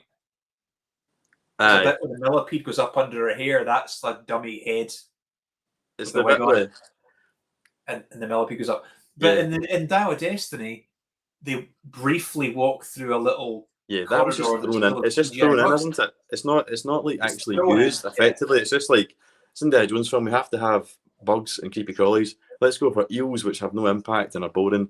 And No, I because suppose to liven up that cave scene, let's just throw them in insects. She's like, oh my god, and it's but there's no real development. Or it's not satisfying. It's just shoehorned in. You know, that's yeah, if you've got a phobia of bugs and spiders, that scene in Temple of Doom will send you over the edge. oh yeah, yeah. You know, it's well done. intense.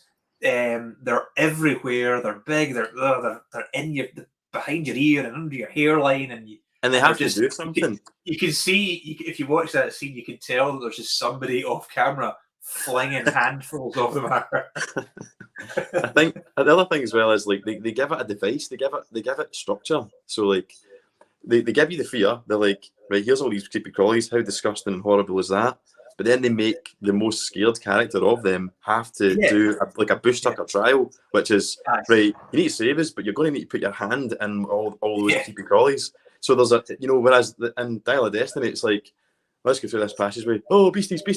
Oh, check them off. Oh, great. There's no. It just happens. It's just like a passing rage. And Indy's scared of the tarantula on his back, or it's on his hat or something. Aye. I can't remember because it's just the first film where he's got them on his back and he just kind of brushes them off. That's the point. I've seen big spiders and that's good because he's not scared in Temple of Doom. Shorty's scared. Yeah, he doesn't care about insects. Well, let's keep going. Fortune cookies. Yeah. And like you say, the comedy's great in that. Like the bit that I was just about to say that, the whole "we are going to die." But again, it's a really icky scene, but it's really funny. Yeah, you know. Yeah, it's great.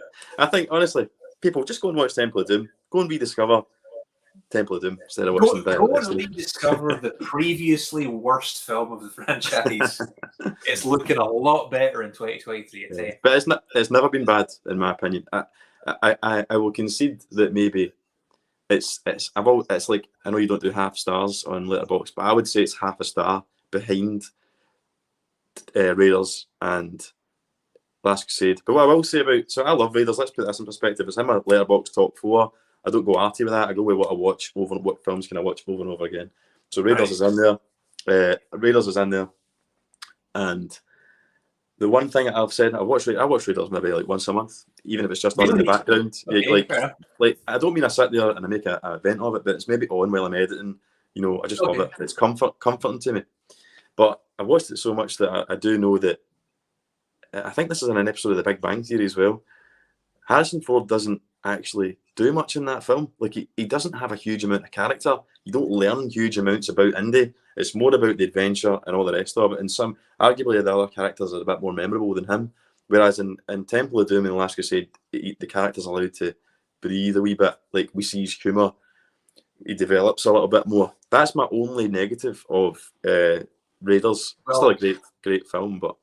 Well, I'll add something to that. And we're late. We're pretty late in the game for bringing up something like this. But I would say that Indiana Jones doesn't really have a character.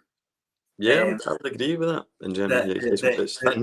The point of Indiana Jones is you as the viewer, you watch the film wishing you were that character. You want to go in these adventures. You want to be able to take 25 punches to the face and then, annihilate an Nazi in an airplane propeller. Beautiful women traveling the world. It's Bond. It's Bond and a fedora, having a whip and all that. Yeah. And so the fact that he doesn't really, he's a cipher, he's an avatar for the viewer. That's fine in that kind of film. It's not Citizen Kane. That's the problem with the last two films, is that I don't want to be Indiana Jones in this film. He's old and miserable and no one takes him seriously and he can't do it. And he doesn't really save the day. Everyone else, he's just kind of there in this film. They, as far as I recall, they don't win by his ingenuity. Do they? In this film? Yeah. He doesn't have some great idea that... In the three originals, he absolutely saves the day. I mean, Raiders, he climbs onto a fucking submarine and then like threatens to blow them all up, and then outwits them with his archaeological knowledge at the end, and survives it. Temple of Doom, he absolutely saves the day. Yeah, yeah. Yeah, you're right. You're right. And then his knowledge of the what the hell's that called? Damn it! In Last Crusade, the test, the penitent man and all that. Again, his knowledge and his ingenuity, he's able to get through the booby trap, and then chooses wisely. He's just there in this film. Uh-huh. So here's the thing. See if Indiana Jones was a real character, like a fully fleshed out character, it wouldn't be important that he had a hat and a whip and a leather jacket in every film. Like, but I just want to quickly jump in. I think it's a great point, and let's remember that Indiana Jones came about between George Lucas and Spielberg because Spielberg said to him on a beach, "I'd love to direct a Bond film," and George Lucas basically said, "Don't bother, I've got something better." So, and that's why Connery is in Last Crusade, because they thought it'd be fitting to have, well, this character really came about because of Bond, so let's have the original Bond as the father of Indy, metaphorically, and obviously the rest is history. So you're right, you're absolutely right in what you're saying, because Bond's the same. People want to be Bond. He's a bit thin as a character, but he's got the tuxedo. He's got the name's Bond, James Bond. He's got the throwaway, things. It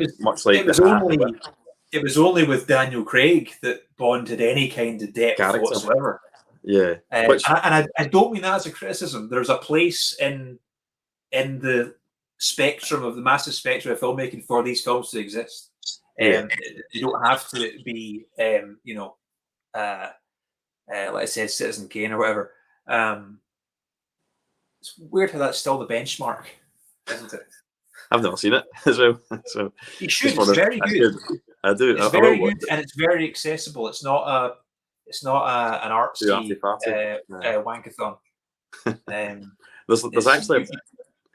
We've got distracted talking about how amazing Temple of Doom is, and there's loads of comments. So, Toby Recall, who I knew he would comment about this, 2.5 stars for me. Speaking of Mission Impossible 2, just watched that this morning. I had a better time with it than this, to be honest. So, he's a massive fan of. I knew when you said, I mean, there's bad films in every franchise. Look at Mission Impossible 2. For God's sake, that Ellis would say something.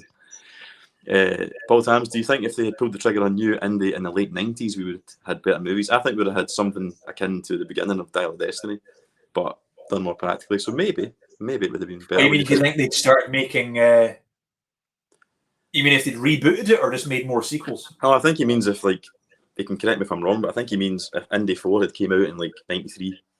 Like. Do you think that if we'd rebooted Indiana Jones in the 90s with a new actor, we'd be as precious about it as we are now?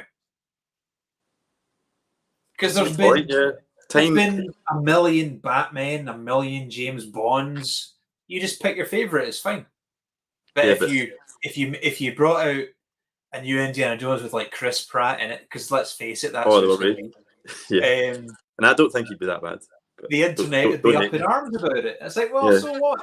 They bring out a new Joker every 5 minutes. Yeah, you just pick your favorite one. And if they did that, I can't believe I'm saying this live. Just don't watch it if you don't want to watch it. If they stuck Chris Pratt or someone like that in the role right, you could then get back to what we are talking about.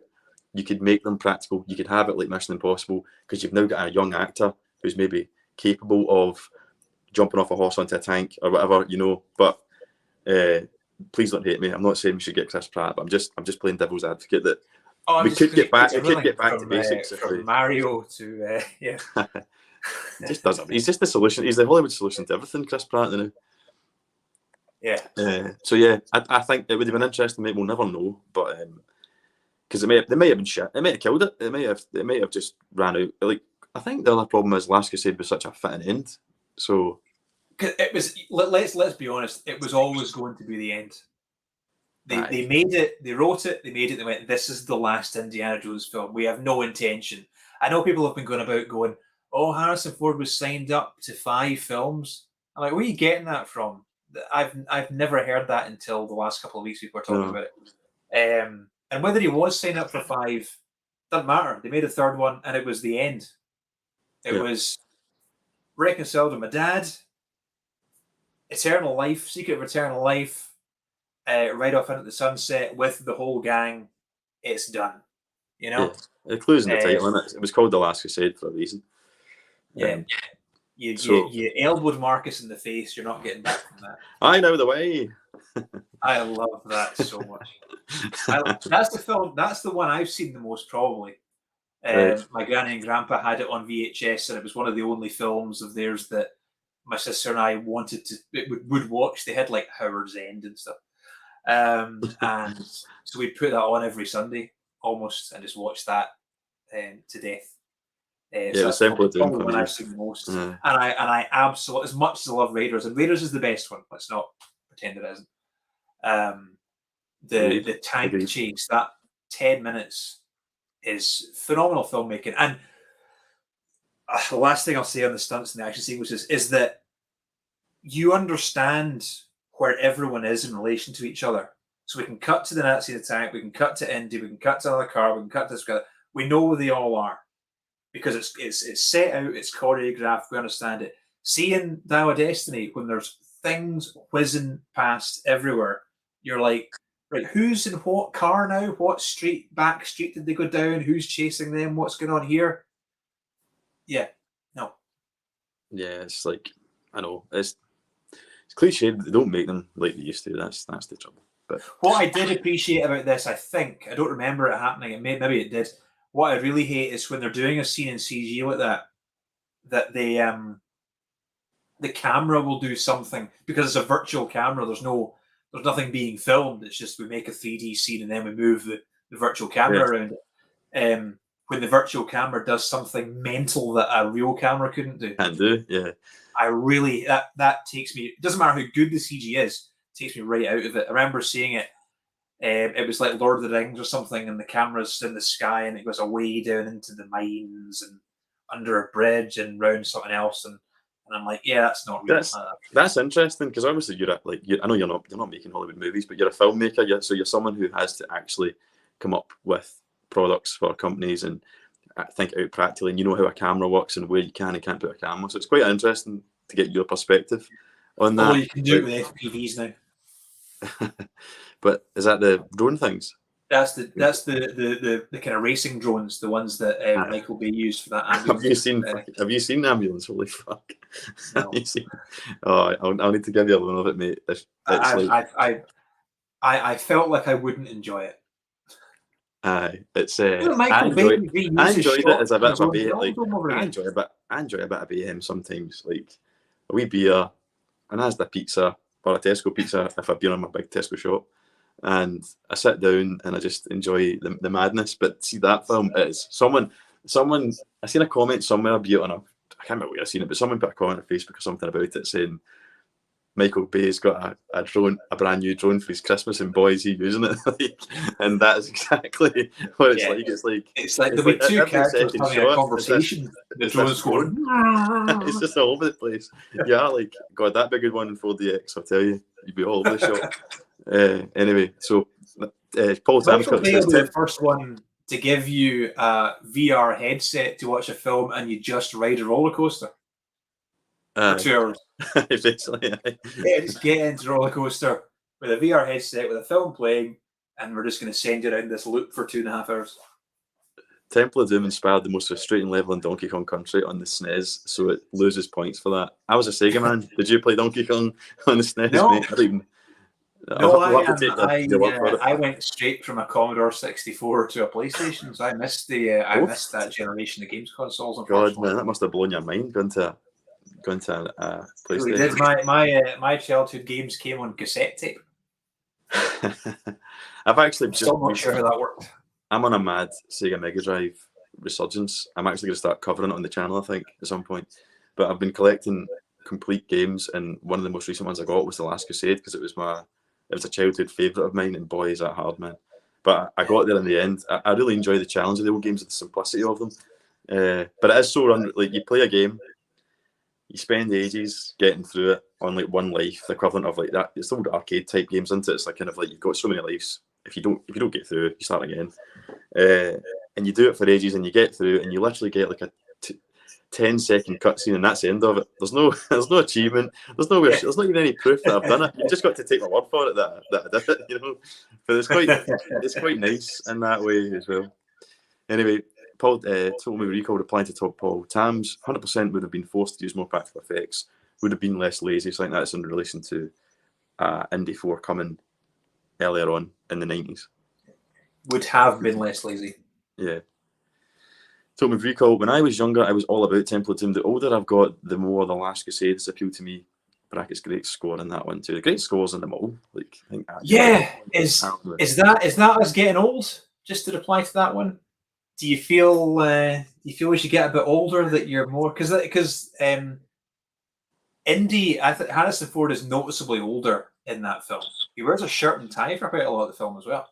Yeah. It's all about getting a bit, and that's the weird thing about it is that it's about being a bit older already, and it's like 30 years ago. Now we're still doing Indiana Jones films, and then about being older.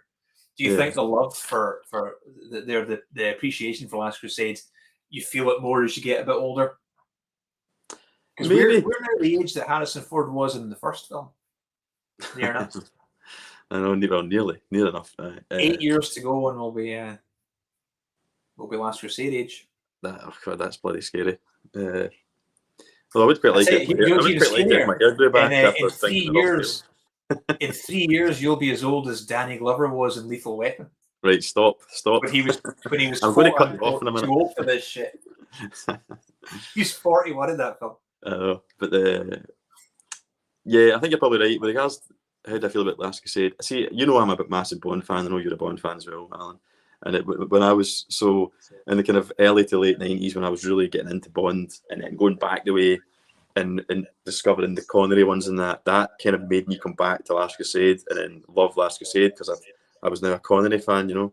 But yeah, you're probably right. As you get older, you start to think about relationships, your parentage and all that and everything. So maybe, and there's a lot in there with regards, you know, if you've got a dysfunctional family, you probably relate and appreciate The Last Crusade more. Fortunately, I don't have that, but I've got a dad and parents, obviously, so I understand it can be complex, and you know they're getting older and stuff like that. You should take them for granted and stuff. So maybe the family element of Last Crusade hits harder as you get older. Yeah, how much time do you spend with your parents? Could you spend more?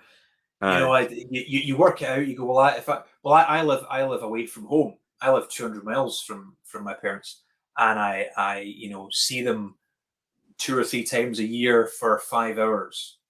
You know, so that's 15 hours a year. How many more years are they going to be around for? 20. And when you start boiling it down, you go, I've only got 2 weeks left with them. God, the equivalent of living there. Mate, this is getting more depressing than Dial Destiny. So I think you do. I think Last Crusade forces you to think about things like that, and you start to, you get to a certain age, you start to kind of take stock of what have I achieved in life? What are my relationships with everyone like? Could I have done things a bit differently? What have I got left as I enter the sort of second half of my life? And I think you appreciate that more as you get older. That film. I wouldn't say that was the intention when they made that film. I think it's a happy. Not that it wasn't intentionless, but I think it's a bit of a happy byproduct. Maybe that people think of that. I think first and foremost it's an adventure film, but yeah, you're absolutely right, and I think that because the message at the end of that story is, you know, like Henry Senior has dedicated his whole life to the, you know, and at the expense of his family, certainly to the relationship with his son, and the beauty of it is that they come together. But ironically, they come together as a result of that obsession. Yeah. Because like a lumpet, we are the product often of our parents and their experiences. And Indiana Jones is an archaeologist because of Henry Senior. You know, he's learned Greek when he was like 16 or whatever it was and stuff like that. And that brings them back together. But ultimately, the beauty of it is, at the end, they realise that, you know, it's family. That's what's important. It's not you can be defined by your greatest product, if you like, or achievement is often your kids, not some mad like ambition, career, or whatever it is that you chose to pursue instead. But we're getting philosophical here. You're gonna make me cry. Let's move on then. I think my problem with Temple is it lacks that globe trotting. Is it lacks that globe trotting? Can't say it. That globe trotting aspect. Majority of it is set in one location. Yeah, that's a fair point. Yeah, having said that, once Raiders gets to the desert, that's us there. It Although pretty we much I stays guess we go there. to submarine for a bit. Yeah. But yeah, you're right. It's but then separate to that, the opening of Temple of Doom, I guess up until this new film, is completely different from the rest of the film. You're like, it's India's Bond, Yeah. in a nightclub in Shanghai. Again, a nod to the origins. Yeah, and Star Wars and Ghostbusters for some reason, because Dan Aykroyd's in that first scene. Do we know why Dan Aykroyd's in that scene? He doesn't even get a close up. You will be traveling on a cargo full of black poultry. Oh, black poultry. Yeah. I don't know, mate. I'm assuming he just was like, Indiana Jones is awesome. I'm cutting about the studio in 1983, 84. I'll cameo in it, uncredited. I think that's probably Antonio Banderas rang him up and went, "How did you get a tiny part in Indiana Jones? And how can I do the same?" Maybe. Anyway, there's a few. I want to kind of get through these comments and then we'll wrap up. Quick ranking and wrap up. We've been talking nearly as long as the fucking film. I'm enjoying it, mate. I'm enjoying it, but I just don't. I don't want it to turn into a 4 hour. Well, I can't. I'm just imagining your views just trickling. Your number they're of steady, mate. They're actually they're kind of higher. Have they stayed with us? Have they? Yeah, I will say when are we getting a PS5 Indiana Jones game in the same vein as the Uncharted games? Money waiting to be made. Yeah, I agree. I think there is one in the works. I can't remember which studio it is, and I don't know how it'll be. Maybe it's going to be Uncharted, Tomb Raider. Yeah, I think the problem is that Tomb Raider beat them too.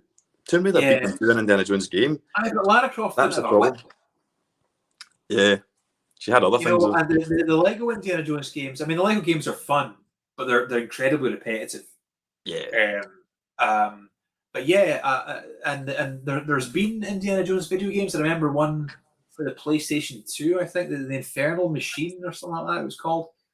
They've always been a bit naff. Oh, that was good. Yeah, that was good. I enjoyed that one. Oh, was it any good? Was it good? Yeah. Emperor's Tomb was PS2 and Infernal Machine was a PC only. I played them both. I enjoyed them. They'll be aged terribly now, but I thought they were. Yeah. But they were just Tomb Raider rip-offs.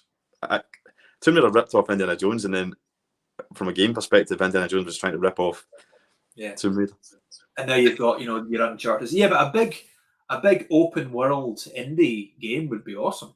Yeah. No, I'd be there for it, and I'm excited for RoboCop when it comes out in September. What? RoboCop first-person shooter is coming out in September on PS5. Awesome. I'll send you the trailer for it after. I think you'll appreciate it.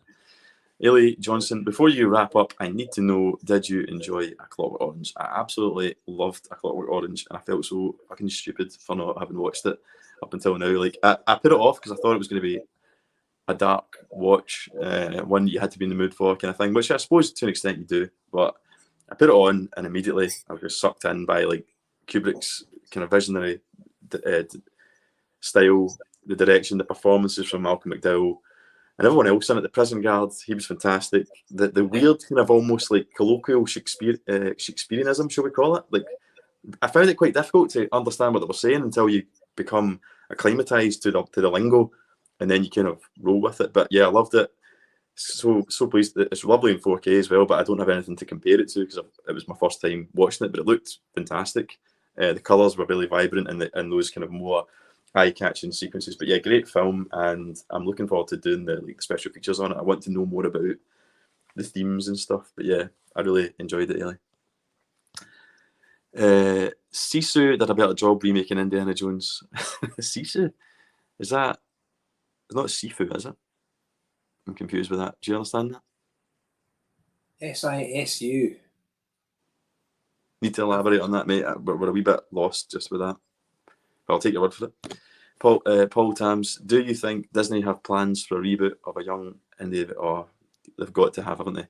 Can see that coming. Well, they said that they're kind of done with the franchise. They'll have plans for something. They plan these things 5, 10, 15 years in advance. their big overarching, plans. They bought Lucasfilm for a reason. The more money they can squeeze out of it. I think we'll get a bunch of cinema re-releases pretty soon for the rest of them. Yeah. Which is welcome. I'd like to see Raiders in 4K, 4K on the big screen. Whether they do anything with the franchise, I don't think there's not any characters that are strong enough to merit their own spin-offs. Whether they do a Young Indie, I don't know, because they've just added the Young Indie show to Disney Plus, haven't they? Yeah. At least in some territories. I think we've got it in the UK. I don't know if they've everywhere. I don't know. Is Indiana Jones just a franchise that you can't do a lot with? Because it's set in a set time period, kind of thing. Yeah. A lot of the reasons people didn't like Temple of Doom was that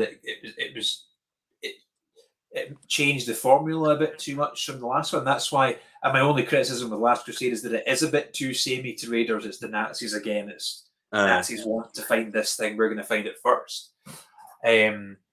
If they change the format too much in a series, would people go along with it? They tried to do it with Crystal Skull. People didn't like aliens. Could you have Young Indy in all sorts of adventures? Could you have Young Indy, solving a murder that happens? Or does it have to be he's on a quest every week to find? Aye. Well, I suppose the Adventures of Young. I can't really remember it, but like you say, it was always a start. It was almost like an educational program in many ways. Young Indiana Jones, because each one would give the rough backstory of a real historical character, and they were all set with some kind of realistic kind of backdrop, whether it was some war or some event that happened. Yeah, which is pretty. Yeah. Maybe. But what I will say is they tried it with National Treasure. They brought out a series for National Treasure, which is obviously heavily inspired by the Indiana Jones franchise, and it totally bombed. I think it's been cancelled. So maybe there's just not an audience for it. Yeah. Video Tasties, who has an awesome channel covering VHS revival, basically. Not seen it yet, and in no rush. Biffer, I can't say that name. I'm just going to call you Biffer. Biffer, some say the director of RRR, SS Rajamouli. Oh, right, okay. He's making his version of Indiana. I've not seen RRR. They're going to make a Indiana Jones. I like I'm coining that in case. Well, I mean, we get Bollywood remakes American films all the time. We just don't hear about them so much because we don't watch them. If there is going to be a remake of Indiana Jones, fair enough. And if it's as mental as you're kind of over the top, I should say, as one of your kind of standards Bollywood actioners, go for it. We remake enough foreign films; they should get to remake ours once in a while. This is good. Some fun trivia. In Indiana Jones and the Last Crusade, Donovan shoots Henry with a Walther PPK, which means a Bond villain shoots James Bond with Bond's gun while a Bond girl stands beside him. Yeah, that's true. That's funny. And I'd forgotten that Alison Doody was a Bond girl. She's also in a film called Taffy with Pierce Brosnan. What one's she in? Oh, she's in View to a Kill. She's is it Jenny Flex? Is that her name? Is she in? Oh God, I'm a massive Bond fan, and I've never even put that together. Because I don't watch View to a Kill because it's shite. It's not very good, is it? No. But here's the thing. See, the crap Roger Moore Bond films will always be better than the crap Connery films because you can tell that Moore's still having fun. Because you can have a laugh. Because you can have a laugh. With them. They're comedies. He's always good. He's always. I mean, even though he's too old, he's still charming. He's still watchable.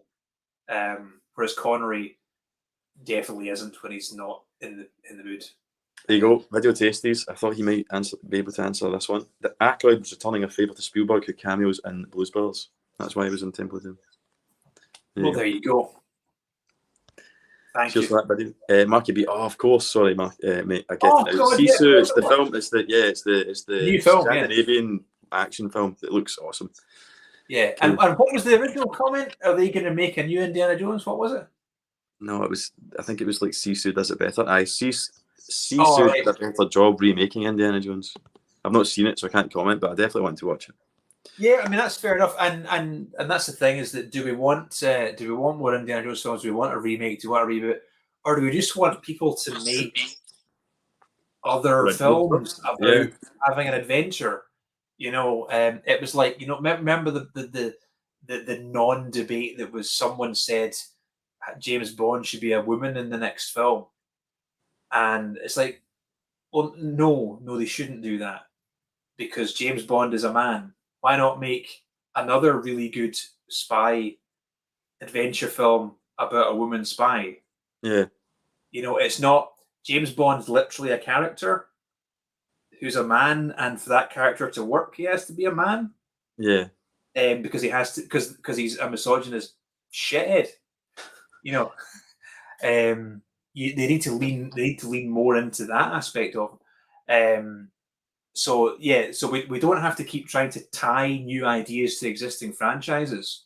Just go and make other stuff that can take a bit from and India. then come back to it. I think you have to take a breather as well. It's like fashion sometimes. Like, I think Bond's a good example, and Indiana Jones is the same to an extent. Bond, at his core, as he was originally written by Fleming and kind of defined by the films, doesn't really fit in with society anymore. His behaviour, especially Connery ones, that's just not acceptable anymore. But there might be a time. I'm not saying it'll never be acceptable, but it might come to a point where we can kind of visit it and examine that, from a very knowing perspective down the line, if you just give it a chance. Like, which is what I quite appreciate about Bond films, is that they don't just turn them out. They don't go, there'll be a Bond film by this time. They go, no, there'll be a Bond film, but we'll make it when we're damn good and ready, So, interesting. That's another debate in itself. I don't want to go down that because we're wrapping up here, but we'll get one last comment and then we'll wrap up. Sisu is just a guy killing Nazis. There you go. So, yeah, I'm up for that. The trailer looked good. I'll definitely... Yeah, I mean, if there's one group of people that I won't tire of seeing be killed on the big screen, it's the Nazis. Yeah, more of those films, please. Definitely.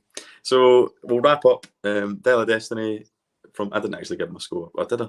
But yeah, it's a 3. Probably a 3. Currently, I would say a 3. 3 out. And is it better than Crystal Skull? Well, that's what I'm debating. I think I would likely watch Dial of Destiny. Maybe that's unfair because I've only seen it once. But I think I'd be more likely to watch Dial of Destiny again or want to watch that again more than Crystal Skull. But my ranking, I would say, well, you start first. Let's finish up. What is your ranking of the Indiana Jones films? Well, for me, those two are way down, right? and I would say that, and this is a fault of Dial of Destiny as much as it's a fault of Crystal Skull, is that Crystal Skull has more really bad ideas than Dial of Destiny. And that's not because Dial of Destiny has some good ideas, it's that it has no ideas. Okay. So this isn't a reflection on how good Dial of Destiny is, it's a reflection of how bad Crystal Skull is, that Crystal Skull is in 5th place. And then you've got Dial of Destiny a smidge above it. And then a big gap.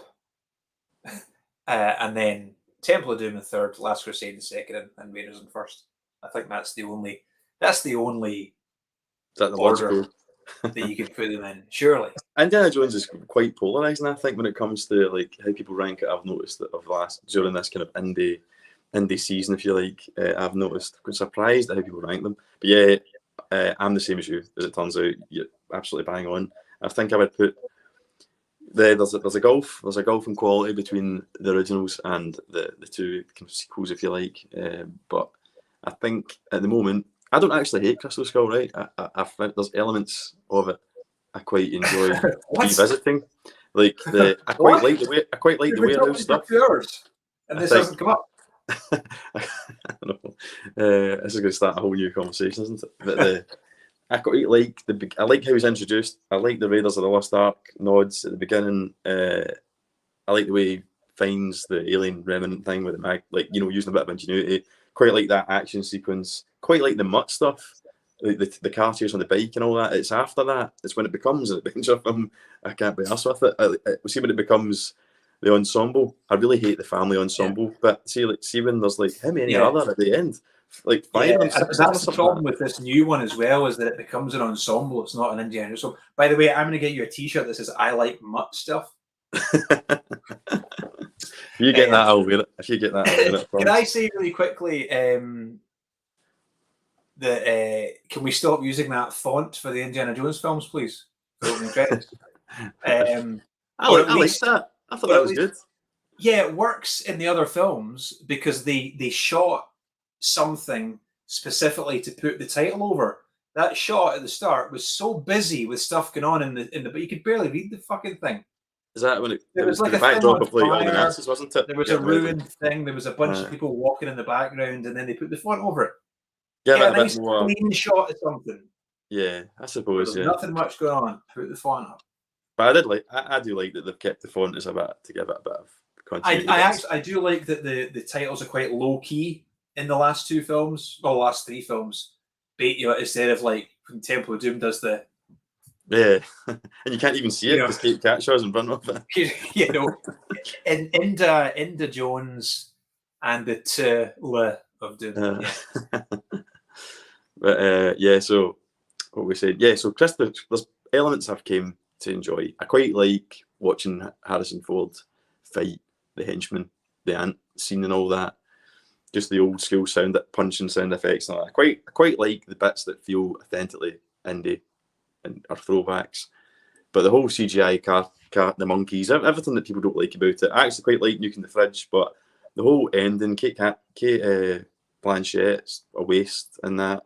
I read a review, I think it might be Mark Kermode's or something that said she is a haircut waiting for a character.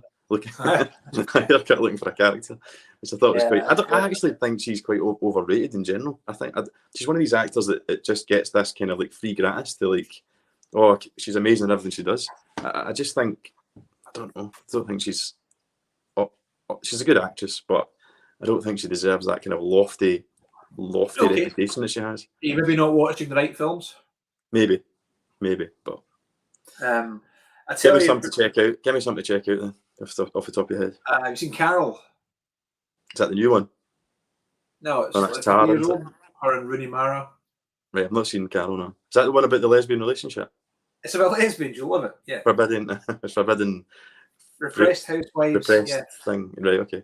Can I so very, very briefly before we go, or read these comments first? No, it's just Paul saying. I've got the last word. Great soon, guys, of what I caught. We'll definitely go back and listen to your deep dive on Dial. Alan was a great guest and seems very knowledgeable. There you go. Oh, thank you. Did you ask him to say that to get me to do this again? I didn't know. He's not a paid stooge. Comes out of his own free will. This is he's not a bot. No, he's a real person. Okay. So this happened in quite early on. Well, not early on because that opening Nazi sequence lasted for 45 minutes. But early on in the 1960s, Indies do this thing. Familiar song kicks in on the soundtrack. By this point in the film, I've already checked out. I can see in my peripheral vision my girlfriend turns to me, smiling, because she knows what song it is, and she knows that it's an important song to me. I don't look back at her because I don't want to give the film that much credit. She turns back to watch the film because all I can think about in this moment is you, Andy. Yeah, I thought about you, mate. If we'd seen it together and the film had been any good, it might have been the best moment of our lives. A David Bowie song appearing in an Indiana Jones film might have been the peak of my life. Yeah. This is and I was so sad that it wasn't. I was so sad that it made me angry. To give that some context, Allan and I are massive Bowie fans, and that was a large part of how our friendship was. Literally, we were in the queue for like prelim English or something, and I think I was whistling Sound and Vision, and you went, "Is that Sound and Vision?" I was like, "Yeah, it's Sound and Vision," and the rest is history. That's it. Yeah, so that just to give some significance for that little anecdote there. But no, it was. I'm glad you brought it up because I forgot. But yeah, it was a nice little touch. I suppose how can you have any kind of scene about the moon landing in 1969 without having So it obviously lended some authenticity to the. Yeah. Weird that in the film he's woken up by Magical Mystery Tour by the Beatles, and in the trailer it's Sympathy for the Devil by the Rolling Stones. It was weird that they was the Stones and the Beatles. I really didn't like that in the trailer. I didn't think it fitted with that at all. Like really? I just didn't like it. I quite enjoyed the mix of the two tracks of the Indie Theme and Sympathy for the Devil. I thought it worked. I don't know. I just didn't. I don't know. It didn't work with me for some reason. But I mean, the song has absolutely nothing to do with the themes and the context of the film. So it wasn't like it wasn't clever like lyrically. It's a good song, and it kind I think I would rather have seen a unique arrangement of the Indiana Jones theme, orchestral or whatever, the way they do modern films with a lot of other nostalgic movies where they kind of put together a kind of new version of it which teases like a sad piano. Yeah, rather than just slapping a something like that. Where, like the Ghostbusters. It's overdone. It's overdone.